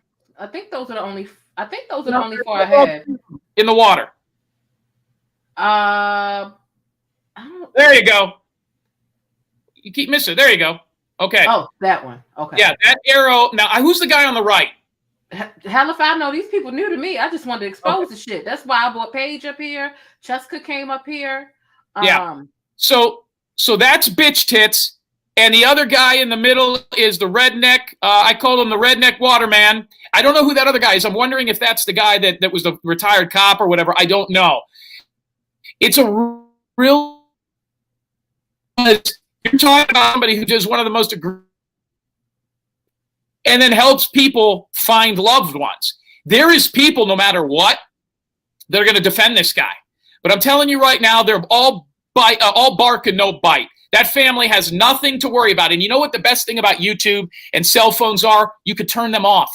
God bless the family. Jim Terry TV. You stay strong and black, my friend. We will talk again. You're welcome over on my program anytime. We got some brothers over there that are already texting me and want to talk to you about them eyebrows. All right. I'm going to call you Howard Stern because you gets down. Okay. Jesus Christ, you guys. I planned on coming on here for 40 minutes, reading these fucking receipts and going on about my business, and it turned into this grande expose. I mean, goddamn. And because I'm black, bitch, you know I had to know who Destiny's Child was. I mean, like,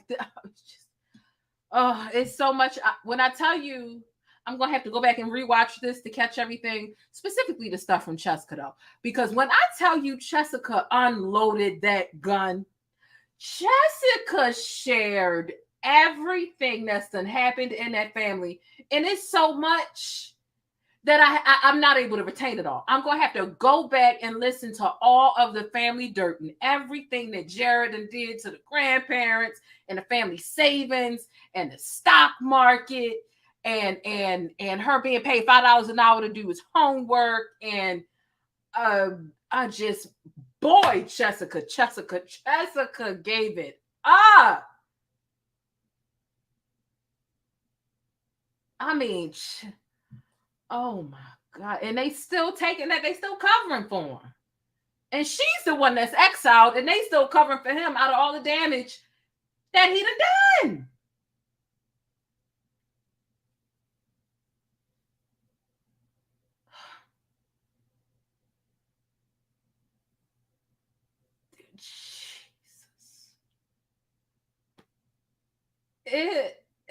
It's a lot. You know what? This do sound like some Netflix shit. This definitely sounds like Unsolved Mysteries gone wrong. It certainly does. They say Jared about to be on a Netflix series for all the wrong reasons. It's definitely giving Netflix. Watch this video and just put a little snippet from here and there, okay? Because damn. If this wasn't all of the syrup you could imagine, I mean, our cup's overflowing. Jim came on here trying to butter me up about my eyebrows. I mean, thank you. I do take pride in my eyebrows. Thank you so much. But damn. Oh.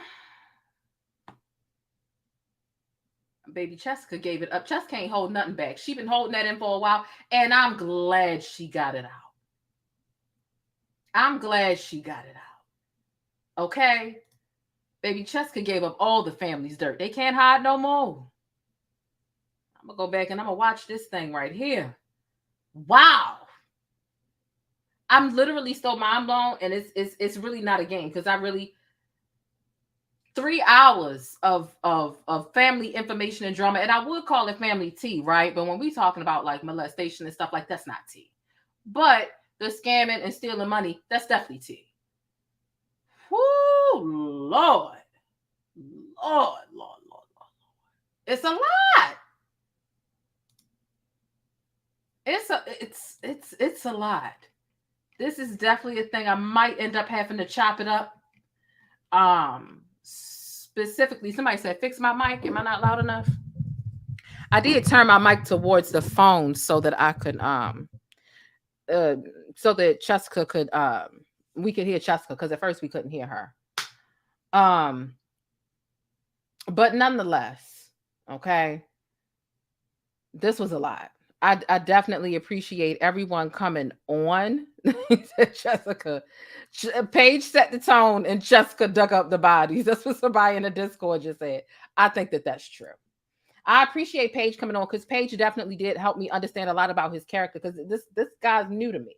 I didn't know anything about it. So just understanding that there were some people who were part of his team who felt like, look, I'm not feeling the energy and I don't feel like I'm being treated correctly. Let me go ahead and part ways. I feel like that's important when it comes to this story, and when it comes to telling the story and helping people understand more about his character. But this was a lot. Okay. I was supposed to do a live right after this. That live clearly got pushed back. Okay. Someone said, can Cheska confirm that Jared was a racist? I did mean to ask that, but to be quite honest, I think when Jim said something about it, Cheska said it sounds just like my brother.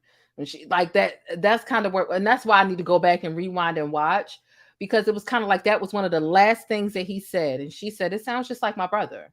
So that would be interesting. I wonder if Cheska's still in the chat. Let me just check. Let me put this on the screen from someone who was a part of the team with Jared. Let me just check and try and see if Cheska is still in the Cheska. If you're still in the chat, if you could just let us know. Actually, I see that you are still in the chat, or still have your phone or your TV pulled up somehow. Would you, let me just type it correctly. Would you be able to confirm? You all make sure you check the comments if your brother is a racist or not. I look forward to being in touch with Jessica in the future if there's anything else that she wants to share. Say, I don't want to wear her out. I don't want to wear her. Okay, here she is. I don't want to wear her out. This she gave us a lot. So for me to even ask for more, I feel like would kind of be pushing it. Oh, bitch, he a racist. She said when we were kids, we weren't allowed to cuss, but if you smash your thumb with a hammer and scream cotton picker, that was allowed. Yeah, we were raised by racists. Oh, bitch. I told you it sounded like she confirmed it while he was talking. Cotton picker? Oh, so you can't say shit. You can't say, but you...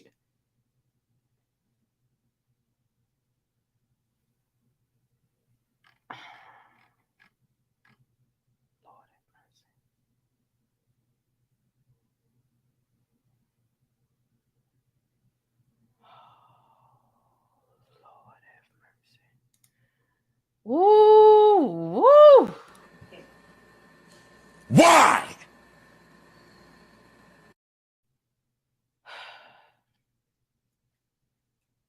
Let me tell you something, Jared. I know you somewhere watching this shit, because it ain't been so many videos out about you right now, and you got to be mad that your people speaking out. You had to have messages from your 2.81 million fans who fuck with you, and even the people who are in denial about what you've done. You a piece of shit.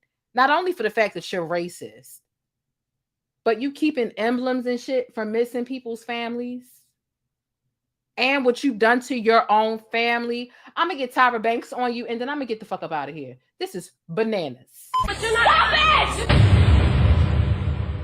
I have never in my life yelled at a girl like this. When my mother yells at this, it's because she loves me. I was rooting for you. We were all rooting for you. How dare you? Learn something from this. You go to bed at night, you lay there, and you take responsibility for yourself. He nasty. He nasty. Somebody said, let's go to the bush. All right, we'll go to the bush, and then we're going to go, because we got to do some backstage stuff for the channel members and members only. We need to decompress, and we need to talk to our special guests for the evening. Backstage. Thank y'all for being here. It was gone. Let me just go in the bush and weep. Let me just go in the bush and weep. I just have to go in the bush and weep. Really. I don't understand. I swear to God, I don't understand. If the police don't come and get Jared ASAP, I just, at least Utah had, Utah statute of limitations is different from Las Vegas statute of limitations. But still, if he's at large, the police need to be on it. Police! Help! Police! Help! Police! Help! Help! Police! Help! This has been a longer live than we expected. However, I am grateful for the awareness that we were able to provide.